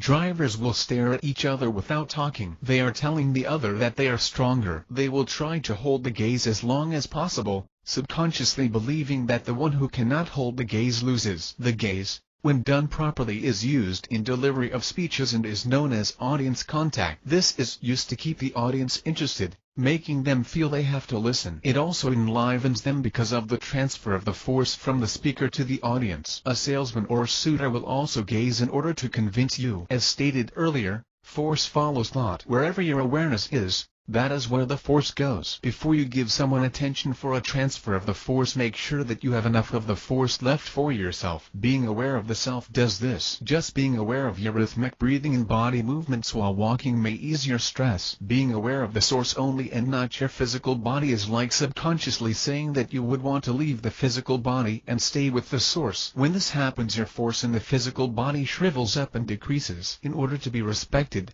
strengthen the identity and strengthen the force residing in the physical body. Ground yourself. Put your awareness in yourself and not only at the source. Be aware of yourself, your physical body, your energy bodies, instinct, rational, and affection. Also, be aware of your immediate surroundings, all the things your five physical senses can experience. When the force within the physical body is moved to another in order to motivate, especially if the other is a subordinate, this is called authority. No one is allowed to control a person's will. Each person has the right to control the force within himself. There are cases, though, when the person to be motivated is the child or the employee of the first person. When this happens, the authority is given a little leeway in order to educate the other person, never to fully control. The never-ending problem with the leader and the follower, however, is where to draw the line on control. In a society where not all leaders have good intentions, we can imagine what may happen. But even in a society where some of the leaders mean well, confusion can still arise. This is because ideally, the leaders are the ones who know more than the followers, so that the former will be properly guided in life. What happens in certain cases is that the leader believes that he knows more than the follower, yet he guides wrongly. At the same time, it is also possible that followers who have already matured are kept from becoming leaders and still continue following. Why cannot the leaders in this case step down? This is because power is usually synonymous with respect. Love or fear,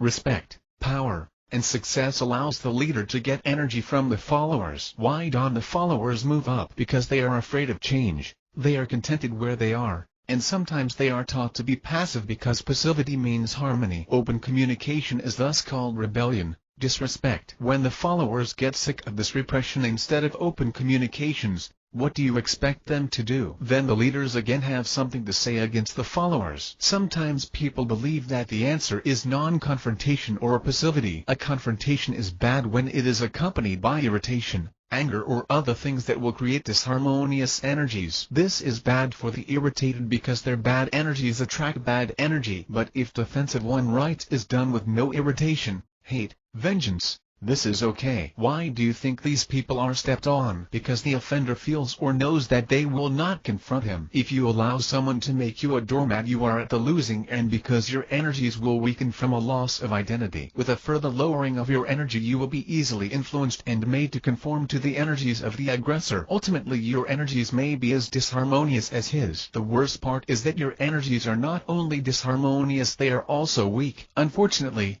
some people put too much emphasis on being a good follower, on being loyal. They do not strive to become leaders. They never exercise their independence. They would rather conform than be branded as controversial or a rebel. In some cases, this is exactly what the leader wants, and in this situation may start to misuse his power. In extreme cases, this passivity will make them seem masochistic. They will endure suffering and humiliation in the name of harmony and love, believing that just rewards will come later in life or in the afterlife. This teaches humiliation, but when brought to the extreme, it brings about dissolution of the free will. And with a low amount of free will, we are nothing but puppets of the leaders. Is it too late? No. Even with our distrust of people, nothing is too late. Take a vacation. Establish union with nature. Start with the plants, and then with the animals. I guess you have no traumas with them. After this, establish union with new acquaintances, then current friends. Strengthen your energy. Take off the hurts. Forgive. Then if you feel you are ready,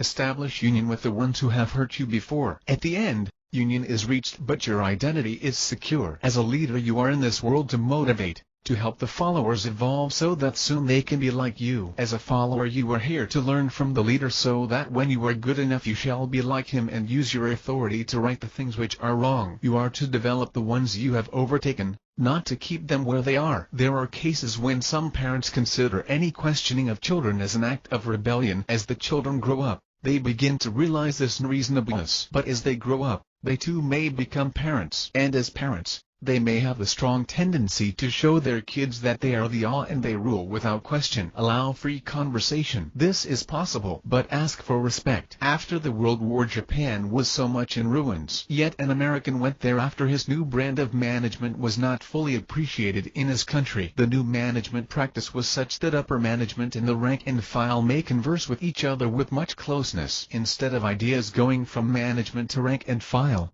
ideas now stem from all points of the corporation. Egos were dropped. And Japan today is much a result of a new management procedure. Telling the truth is another large area of debate. Aside from lying for personal gain, there are other reasons why this is done. Authorities will sometimes lie if they feel that doing so is for a good cause. Before they consider lying, though, they will attempt to find a loophole in the laws they themselves made. Followers will lie if they feel that the law is unreasonable. For example, a child asks permission to go to a party. If the parents feel that the crowd is and right for their child, the parents might say, "Ori, but your father and I have to go somewhere, just stay home please." In this way, they would not have lied since they may have decided there and then to go somewhere. But of course, if the child did not ask to go out, they would not have gone out. Then again, the child may promise to stay home, but may leave when the parents leave. The problem now with society is that sometimes people assume they have the right to motivate because they know better. This happens with people on the rise to power or people who were previously in power. An example of the latter are parents. With a child in his 30s,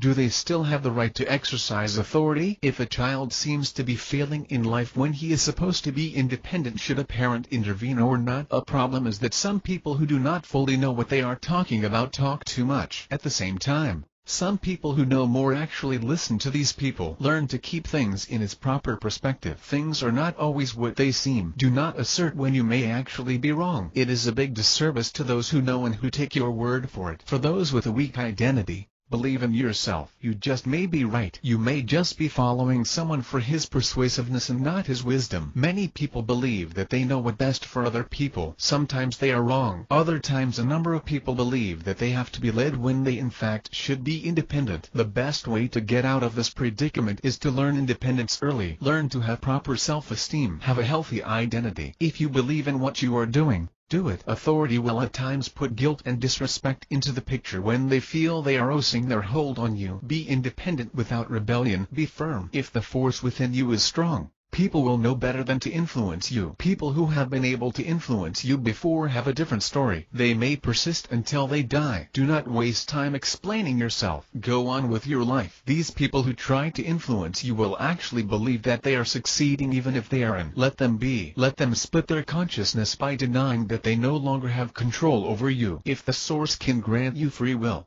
why not them? You have your right to an identity, and anyone impinging on that right will have his force returned to him as it attempts to force its way into your force, leaving him confused. Don't impose a low self-esteem on yourself. Be realistic. Be an optimist. There is always hope for a better life. Do not feel guilty once you have said sorry. These self-made depressions are like suicide on your energy bodies. 2.02.05.01.0 for expression phase. As the identity is fully secure, man would want to express himself, be creative and fully exercise his free will. The problem is as he continues to play, he sometimes forgets the ultimate law and confuses himself. With the large number of crimes seen in media, a number of groups are clamoring for tranquility, peace of mind and sometimes even passiveness. On the other hand, advertisements and other groups are pushing sales, the good life, materiality and success. With so many forces struggling for our acceptance, we become confused and sometimes, even repressed. In all phases there is good and bad. The expression phase is fine until man becomes confused because he becomes attached to the options before him. All this confusion starts when man tries to help his fellow man by stating that materialism is not good. Materiality is not necessarily bad. It becomes bad only when man refuses to let go. Before we thought that the saying was, "Only is the root of all evil." Later this was corrected to read, "He love of money is the root of all evil." Now we realize that attachments can be the root of evil without the need for money to come into the picture. Attachment is like the union phase attempting to join with something other than the source. Attachment and disharmony creep in very slowly. With man problems growing by the generation, man consciousness is no longer on the source. His consciousness is on rationalization. Due to this, he begins to lose his capability to feel, to intuit. His consciousness also begins to fragment because when the going gets rough he begins to live in his own little world of illusion. When expectations of himself are not met or when he encounters bad experiences, he does not find anything wrong with this. Everybody seems to have the same problem anyway. If he is stressed he may even be proud since it seems to be a sign of success. As long as he is not diagnosed as someone needing psychological help, it is okay. Attachments may go way out of proportions. They may not even be vices. I heard that a number of people who die of heart attacks are told beforehand that they should take it easy on their diet. What do they say? "But doc, I just love eating pork." Do they need to go to a doctor or a psychologist? With progress in medicine, people sometimes feel they do not need to control their consciousness. There seems to be a pill for everything. I even read in a paper that some doctors feel they have to prescribe a pill to their patients because if they do not, their patients feel they are not good doctors. People nowadays do not put enough energy into controlling their thoughts. Then they go to the doctor when all hell breaks loose. It is like failing to tune up your car regularly and then being stuck on the road with a major problem. Many problems can be solved by control of the consciousness. Dieting, insomnia, stress, diseases caused by drinking, drugs and smoking and others. Sometimes people do the opposite. They are afraid of being attached and because of this they are even afraid of wanting, desiring. It is okay to desire things, as long as you do not get attached. When you want something, you have a better chance of getting it, as long as you are not in a state of frustration or selfishness. This is because wanting something will attract you to the object you want. Wanting an experience or an item will create a polarity with the force in you which will attract the object you want or appreciate. If you do not want money,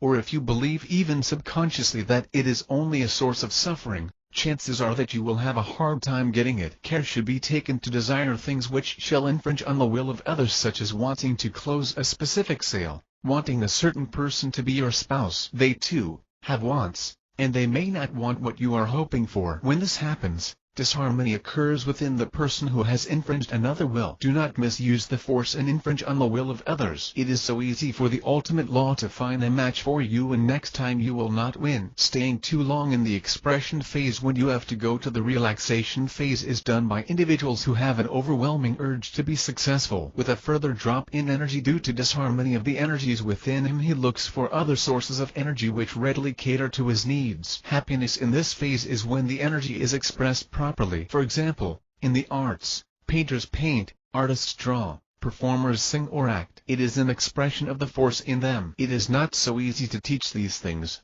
because they are approached not by reason but by feel. Happiness is also change, examining things, movement, just like children exploring every nook and cranny in the house. Due to man's tendency to isolate himself for security reasons, this energy is not readily expressed as it should be. Children are sheltered within the house because of this. It is a harsh world we live in, they say, and because of this, sometimes people stay within their residences, schools, or offices where it is safe. What happens is the force is pent up. It feels as though you are locked inside your house because your parents misdiagnosed you as being sick. You feel like a wild horse wanting to be released from the farm. If the child is submissive, he may become repressed. If he is released, he may paint the town red. Then the parents will say, "Told you so." It is a difficult choice. The force has to circulate, express itself. There must be movement. Older people who are in their relaxation phase will assume that other people are hyperactive. The younger people who are in their expression phase will say that other people are too dull. If the child is taught properly the cycle and the movement of the force, he may fare better in this hostile world. But in this world few people are aware of the cycle. More people are confused of the expression phase. What they know for sure is that this phase is a very dangerous one which can make or break you. Actually, all phases have their dangers. In this phase,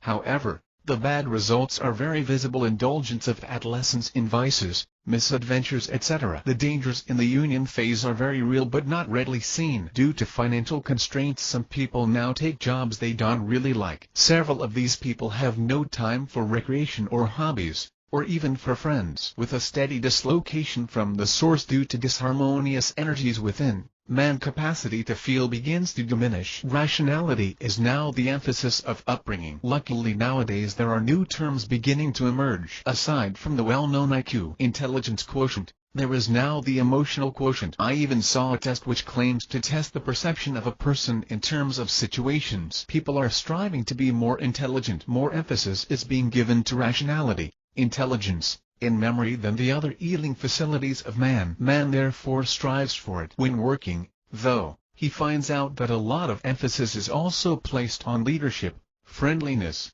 and some other social skills. This brings about some confusion. As he climbs the ladder, he finds out that other faculties like perception, intuition and charisma are sometimes used. Those that he could have neglected because he thought were of no use. Proper expression is needed by a child. As adults we are happy with peace and tranquility, and that is because we have passed through our identity and expression phases. Perhaps we even had bad experiences with them. We are now basking in the relaxation phase, the phase of peace. Children on the other hand are just starting. They have to play, express themselves, and experience life. Care must be done in deciding what is allowable or not. A man who is not allowed to express himself may become unhappy due to repression. Sometimes actions are labeled as good or bad, without taking into account the maturity of the person involved. When this happens, repression occurs since something which an individual is seeking to explore is hampered by feelings of guilt. A split will now occur within the consciousness because a part of you wants to explore while a part of you will force you not to. Sometimes people do not do things. They do not take risks and they do not explore. They believe that since they have the money they can just go out shopping every day. They forget that a proper usage of energy is necessary for happiness. They sit in their lounging chair believing that tranquility is all there is to happiness. They believe that they are conserving their energy. If energy is not used, it will find ways of misusing itself. Instead of using their energy for creative purposes, these people will use their energy for destructive purposes they may not be aware of. They will begin to misuse their rational energy by thinking too intensely of problems when these should not be entertained. They will enjoy mental conversations with themselves to the point where they become confused and worried. They may also be very irritable. Sometimes instead of keeping to themselves, they end up with a tendency to dominate. When I see mothers dominating their children at home, I want to tell them to just get a normal job at the office so that they could make good use of their supervisory skills. At least in the office, people can just leave if they cannot get along with them. At home, the children are their captive audience. As they say, the more you give, the more you receive. You can only store energy up to a point. Otherwise it will be prone to misuse. There are actually some items that get better with use, and energy is one. One is the rational mind. The more you use and practice it, and the sharper it gets. The same thing happens with energy. With all these experiences and programming through a weak union phase or a weak identity phase, we begin to acquire default values for our personalities. They are not as fluid as before. We become predictable and react in certain ways. We can only associate with a certain kind of people. We are only good at certain situations. A man born within a rich family may no longer know how to relate with people of other social classes even if he wants to. He restricts his flow of his force. In business, survival depends on the ability to adapt to the market. With a weaker or disharmonious phase, you begin to be narrow-minded, and will refuse to function in other social environments that you feel are hostile to you. As man goes on with his development, he will have different ways of deciding. One is through rationalization, the way schools teach us how. Another is to get answers by letting your logical process lie low and do things by feel. There are pros and cons to this method. When the logic lies low, you have several ways of getting information. One is by letting the program's subconscious take over. An example is when a girl is courted by a man. While others rationalize the intentions of the suitor, others will feel their way around if the suitor is sincere or not. Another is to connect to the source and find the answer. Although the last two may yield good answers, they are very hard to achieve. First, it is very difficult to make the rational mind lie low.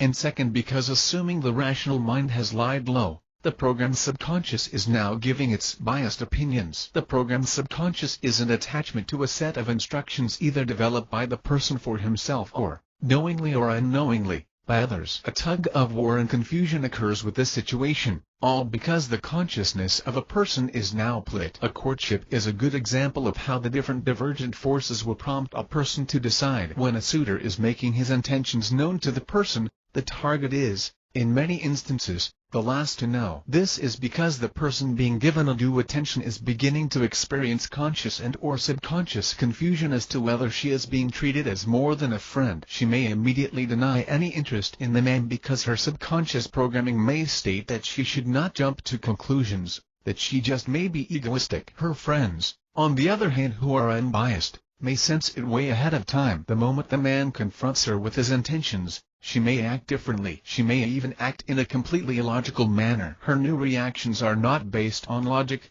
or answers from the source. Instead, it may come from a subconscious programming acquired from reading too many romantic novels or books on how a woman should act. Ideally, we should rely on the source for answers and decisions. The loss of connection to the source, however, makes it very hard to accomplish. How then do we go through life? A number of people do things by feel. The problem, though, is that this feel may actually be nothing but programming or influence from peers. An attempt to quiet the rational mind and rely on answers from the source are initially accompanied by failures. If you commit a very costly error at work, how can you explain to your boss that you did it by feel? Try to accomplish small things first by feel. Take small steps at a time. 2.0 2.0 5.02 Conversion from phase to phase. Problems do not only occur within a phase. Sometimes people have a problem with conversion from one phase to another. Conversions from the same side of the force, passive or active, occur without much problem because at least the gender is the same. Besides, one is a natural prerequisite of the other. When we talk of the dramatic shift in gender, we may have a problem. This is when the individual shifts from the expression phase into the relaxation phase, or from the union phase into the identity phase. The problem is compounded mainly because a shift of gender is abrupt.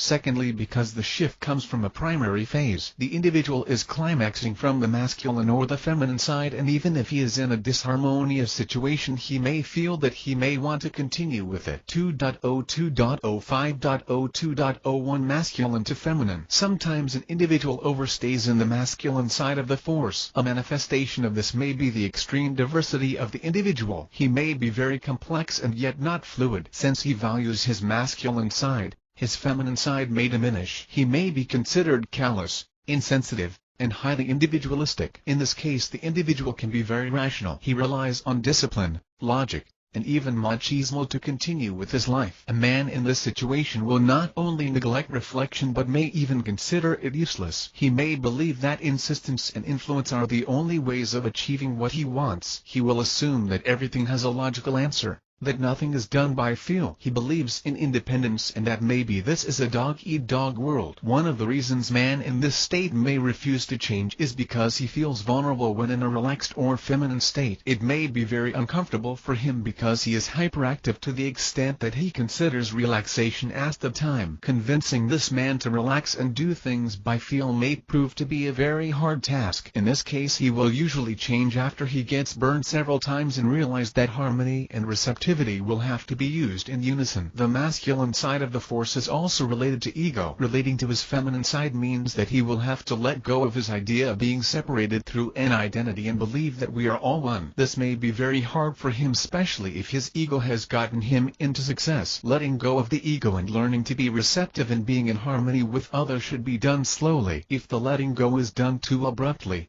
his trust may be shaken and he may insist on being highly individualistic once more. 2.02.05.02.02 Feminine to masculine. When an individual insists on staying on the feminine side of the force, he will prefer union with other people than individuality. He may become overly sensitive to others so that he is easily swayed by the crowd. He would not want the additional responsibility of acting on his own. This case may even be more difficult than the previous one. This is because the individual is so comfortable with his sense of camaraderie and union with a group of people. He believes that there is always strength in numbers and that he should always join a popularity contest. He may be easily swayed by the public but may not believe so. He will say that they are right and that he is just a loyal or obedient follower. Because of this loyalty and abnormal belief in the majority, leaders will sometimes try to perpetuate the position. They will consider independence a sign of rebellion and they will keep the individual from developing an identity by instilling guilt, fear,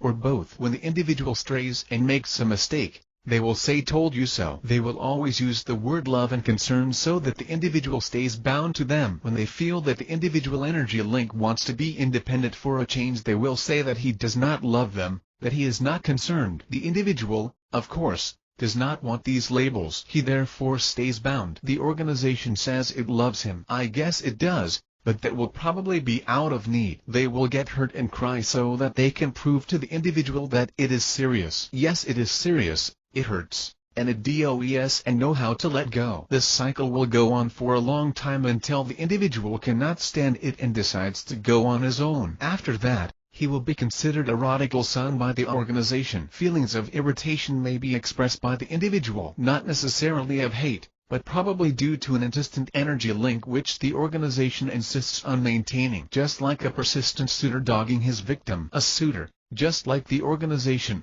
will want your presence. You, however, may not want it. This is not because you hate him, or because he does and match your expectations. Maybe it is because you just want your individuality and breathing space. There are times that the more insistent a suitor is, the more the victim will resist. Not because she is playing hard to get, but because the victim would want to live her life. If the two started as friends, they may have trouble even keeping their friendship. This is because the suitor may only want her if he is able to fuse with her identity. Sometimes the victim will even begin to dislike the suitor because her identity is being threatened. The suitor will complain about their friendship, and claim that it has gone down the drain. The victim can help but distance herself, subconsciously feeling that the ardent suitor is invading her ear space even from afar. Energy knows no distance, and attention from a suitor who seeks union is enough to keep the victim irritated for a long time. The individual must therefore learn to properly develop his identity, to express himself. Do not blame the individual if he does not come back for a long time. He may be sensing the link, and would not want to be harassed with ideas of a union. He may want to live his own life. In the union phase,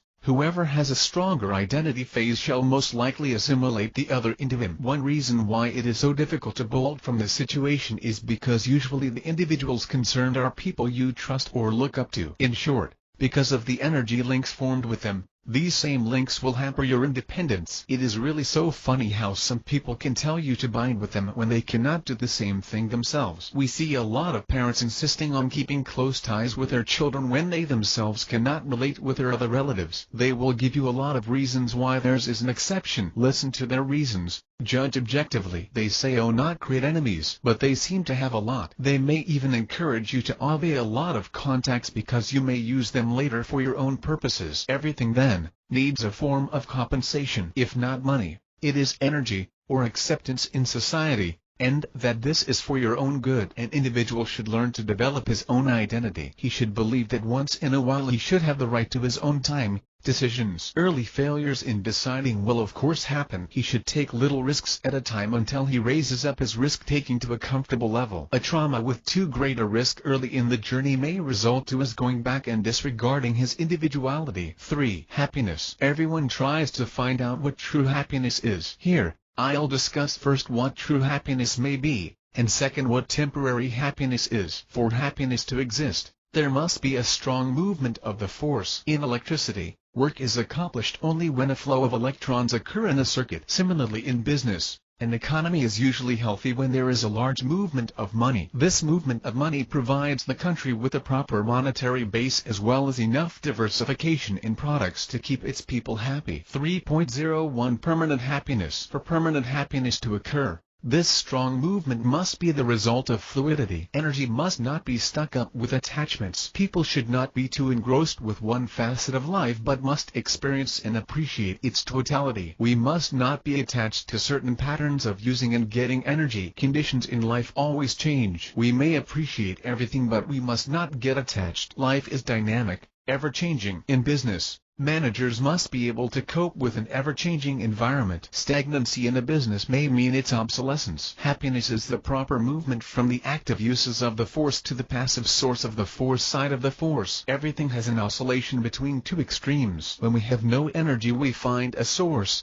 and when we have energy, we use it. It is like saying, when you are hungry you eat, and when you are sleepy you sleep. Happiness is change. It is the ability to have your resources, energy, and after acquiring them, properly using them. Happiness is going through the two opposites without hitting the extreme points of disharmony and depletion. Make the attachment phase the warning phase. Movement through the awareness and attention phases of both sides is enough to lead a very happy as well as comfortable life of change and excitement. Happiness is experiencing how to make use of the force in different ways. It is also an experiencing the different harmonious sources of the force. Happiness is going through the two opposites by means of the prerequisite phases. These phases will assist you in maturing into the primary phases. Happiness in each phase can be explained as follows. In the identity phase, we have clarity of thought and the rest of the consciousness. In the expression phase, it is proper creativity and expression. There is no repression due to guilt. We do what we want to within bounds of the ultimate law. In the relaxation phase, we have peace of mind,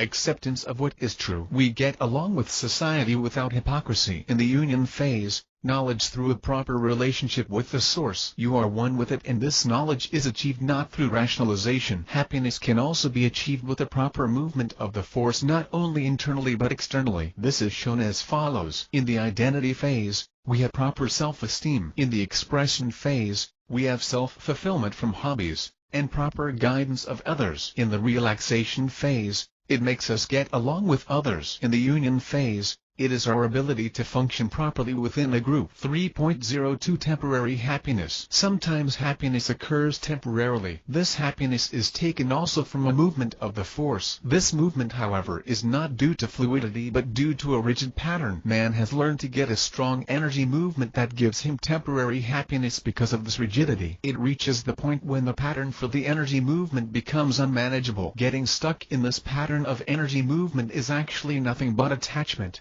Since life is dynamic, rules of the game may change and all of a sudden your pattern of energy transfer may render itself obsolete. As earlier said, the attachment may not be available anymore due to monetary or time constraints. On the supply side, the supplier of energy may suddenly be unavailable. These patterns are frequently learned through different ways. One way is through discipline, another through programming by other people or organizations. In discipline, you choose to be a best friend of an old friend. You both go through thick and thin. You both experience joys and sorrows. Nothing seems to come in between you. Then she gets married. Worse, what if the couple decides to live in a different country? People change. And of course your friend may say that her relationship to you is second to her husband. You will of course be crushed. It is not your friend's fault that she got married. You should have anticipated that in the first place. In programming, these are not done by yourself but by others. This is usually done by authority figures or even by advertisements. We do get a I when we are commanded by authority figures. The steady method of appreciating you get when you do something good and not minding you when you do something bad is enough for a program to occur. In this instance, you are attached or dependent to their appreciation or energy. In the selling and courtship games,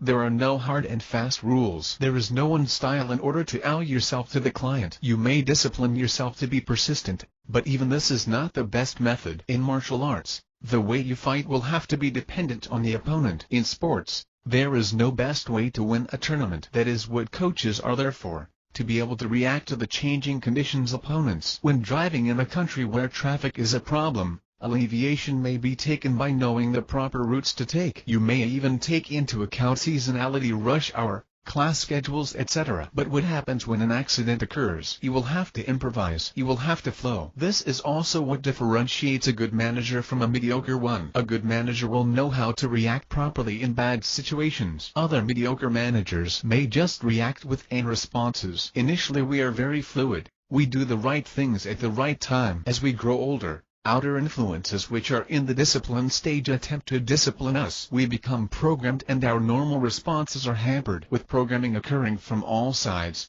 a lot of confusion occurs because we have trouble deciding who to follow, which programs we consider good and which programs we consider detrimental. We begin to believe that having a pattern is better than having none at all. This is because at this point in time it is true. Having a pattern or schedule of doing things is better than having none because our sense of properly knowing how to go with the flow is being diminished. We become highly rational beings whose emotions we cannot properly control. We weigh each thing carefully. We then sift through all the programs and tell ourselves that third should not control us. We should be able to control ourselves. We then make a program for ourselves. We discipline ourselves. The problem with this is that although it does help in the meantime, we still do not have our fluidity. With the dynamism of life, we make mistakes. Only after a long time shall we again appreciate fluidity. Fluidity is prevalent on the feminine side of the force. This is because the feminine side of the force is harmony. The masculine side of the force is all about will, and in that will, we may have rigidity. With attachments to patterns we have a different view of happiness. Let us examine the different sides of the cycle.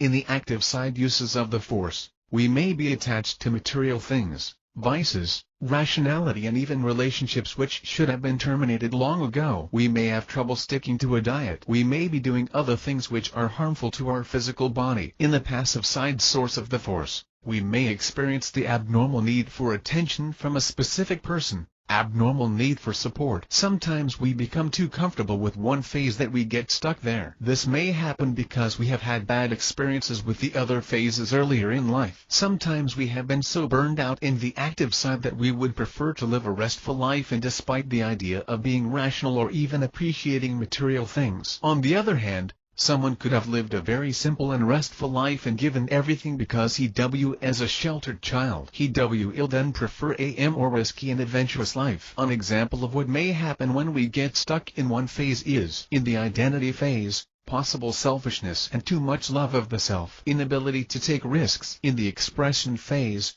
attachment to material things, vices, rationality, and too much sentimentality. We also have here the inability to rest. In the relaxation phase, the belief that as long as one is always rested with nothing to do, one is happy. He may always want the easy way out because he believes that non-confrontation is the best policy. In the union phase, losing one identity to peer pressure, dependence on outside influence. For most people, happiness is when they can get a large amount of the force. This is because many people are deficient in the force due to their ignorance of its ultimate law. In order to get energy they resort to the following: money, which usually buys appreciation. When appreciation is given to a person, a transfer of energy is made to the one who gave the money. For example, Simple heavy tipping to a waiter will earn you appreciation. Good looks. Anyone who looks good will be appreciated. A person gets used to this and begins to look less desirable in the future, will ask for attention. Power makes one gain respect either from fear or love. Furthermore,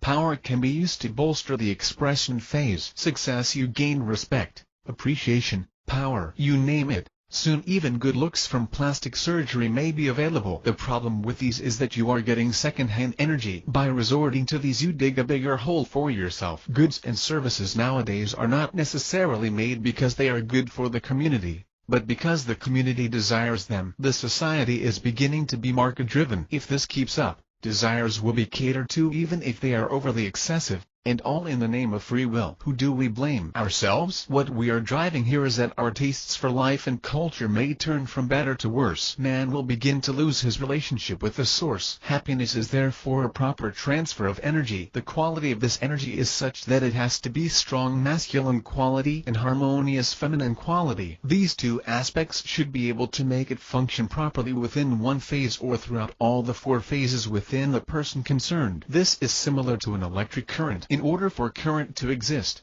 there must be a flow. If there is a flow, work is done. No flow means no work. When this flow is affected outside yourself and towards other people, it is called love. If it is towards a group, it may mean love of society or the environment. If it is toward the source, it is love for the source. 4. The force in the organization. Man performs two basic functions within an organization. This organization may come in the form of a corporation, non-profit organization, or even a simple group of friends. Whatever the organization is, man is both a proper leader and a proper follower. As a leader, one is expected to be perceptive of the problems and concerns of his followers. He is there to provide support, to exercise authority out of respect and not fear. He needs to be well liked without compromising his vulnerability to pressure from his followers. He needs to delegate tasks and responsibilities properly in order to develop his followers properly. By doing so, he will develop self-esteem and fulfillment in his job. Followers are expected to respect their leaders since ideally they know better, especially when it comes to looking at the big picture. There are of course instances when details are overlooked by the leader. The follower needs to be able to convey the situation properly to the leader through proper communication. The organization is a venue where both of these personalities link to perform their functions. Actually, each one is a leader and a follower, and each one has both roles to play. People in an organization ideally work toward a common goal or vision. With this, their energy will not be in conflict. They are in it not solely for the money, or else their duties will be considered chores. People work together in unison for the organization vision and welfare. People should not stay in organizations solely for the money. Some people feel that as long as they do their work, they should be paid. Attitude in a company matters a lot. Whenever a person feels that work is a grudge, the energy within the company becomes disharmonious. Other people feel ill at ease and may reach a point where they don't like to work. Leaders most likely feel this and may tend to gang up on the employee. Aside from being bad for the organization, this is also bad for the employee. He is in effect repressing himself. The problem is, if he has worked there for a long time, he always considers his retirement benefits. If he leaves, he is also leaving a windfall which he shall receive at the end of his stay. It is best for people to stay in organizations where they are truly happy. It is better for everyone concerned. 5. Pushing for excellence. A man who has mastery of the force may seem a paradox to many. With the quest for perfection in each of the four phases of the cycle, he needs to be very well-rounded. He will be a master of his masculine and feminine side, calling each at will depending on the occasion. He will get along with just about anyone introduced to him, and he enjoys himself in the process. At times, he will be profound. At times he will appear childish. As water adapts to any container, so will he. When you sit down and think about how you can describe him, you will get the shock of your life. You just cannot seem to. He seems to be all of the above and may begin to wonder if he is actually a good fake. You will notice one thing with his character though. He seems to call the best personality for the specific occasion. He is entertaining when with friends, demonstrative with his love interest, and serious at board meetings. Even with this seemingly outgoing nature, you will be able to leave him alone for long periods with no complaints. He will not mind eating or watching movies alone. He will even be quiet and tranquil at times when in deep thought, opposite to the hilarious personality you saw him show during the company outing. He will be very firm when needed, but very open to suggestions concerning his work, family, or even himself. He will know his rights, privacy, and place in your life as a friend. He seems to know how to explain things in the least amount of words. He will not impose his ideas but instead respect yours. Even with his outgoing attitude, he is not swayed by peer pressure and has a high sense of independence. While maintaining his link with the source for wisdom, he knows how to adapt well to material things. He may have everything you want in life but be seemingly unattached to it. Everything just seems to fall in his place. He will be able to control his desires very well. He will diet or exercise when needed. He craves nothing, and simple things in life seem to please him. Yet, he will be experimentative and definitely not boring. What else would you want? As you move up towards excellence, you will have many obstacles. One problem is while the conscious part of you will want to improve, your subconscious will want to cling to what you currently are. The struggle may cause you to be unfused until the dispute is settled. In my case, I struggled with the workings of this force. I strengthened my union phase while sacrificing my identity and expression phase. Only then did I find out the meaning of balance. With this book, this will not be much of a problem. At least you will know that you are not alone, and that you have someone you can relate with. Push the envelope, explore, and remove your limits from where you once thought they were. A few years back I thought I was at peace. Then one night I could not sleep. I found out that I had just been so accustomed to stress that I had already dismissed my stressful condition as being peaceful. Sometimes you will only know how much more you can improve until you have improved. Aside from these, there are a lot more functions you may begin to have. The first broad category is by being perceptive to the force that may manifest itself as intuition. The second is a transmittal of the force that may manifest itself as charisma. People will sometimes dismiss intuition as nothing more than body language. If you talk to a psychologist, notice that he will pay close attention to your gestures and facial expressions. This is because your intent manifests in your facial patterns. Initially, your bouts of intuition will be on knowing the character of a person you have just seen. You will be a good judge in terms of first impression. Soon you may notice that you are becoming a good judge of character over the telephone. By hearing the voice, you seem to know the person by heart. You may have strong feelings of whether an event will push through or not, or which decision is right. In terms of charisma, you will not only get along with many people but you will be very good at convincing them. This is not only because of your influence but also because you instinctively know how the person thinks. Subconsciously, this aspect of the force is highly used by politicians and other leaders. 6. It is up to you. It is really up to you if you want to change your life or not. Free will has been granted to all men. However, not all men would want to exercise their free will. This is like the right to vote. Some of the people vote for those they believe should win. Other people sell their votes because they believe that the money they get would be better than exercising their right. It is up to you if you want to invest some time to learn to connect the source yourself or take the shortcut and rely on an intermediary to do it for you. It is up to you if you like to depend on others for energy the same way a person is dependent on another for money. It is up to you if you persist on believing that man should be led and not taught to be self-sufficient. It is up to the followers if they want to be led this way and insist on believing what manipulative leaders tell them just because it is convenient for the moment. It is up to you if you persist on not seeing the truth of it all, a truth which has been glaring at you since time immemorial, hidden by a lot of illusions which we have created for ourselves through programming and through peer pressure. It is up to all of us to know that many things in this world just have to be changed, and it is up for us to know our actual potentiality. 7. Reunion. Search for the truth. Search for the ultimate laws of the universe, something which we knew before, something which we still inherently know now. Not by thinking, not by organizing, but by being one with it, being one with the source, the beautiful energy which created all of us, spanning the vastness of space and time, and through all other dimensions we are still one with it. If only we could remember, if only we could sense our distant past when separated from it in order to express ourselves so that we may do as we please in our own little universe, not in an act of rebellion but in an act of playfulness. Some of us rebelled, some of us just got lost. Either way, we go through the hardships of life since we have forgotten the ways of the force. We groan, we cry, we even curse the source. And he says to himself, if you would only listen, if only you remember, everything would be fine. Left and right we see people attempting to solve the puzzle, to know the meaning of life, searching far for an answer, not knowing that the answer lies within yourself. It has never left you. With little steps we strive to go forward to get the clean energy once again straight from the source. We smile, We celebrate as we begin to know the law, how simple it now seems to be. We laugh at ourselves in retrospect. We grow stronger every day. We feel we would want to share the knowledge and youth we feel, but we know that we too were once ignorant of the ultimate law of life. We know that there is a time for all things. The cycle is about to complete. We see the light at the end of the tunnel. We are coming home.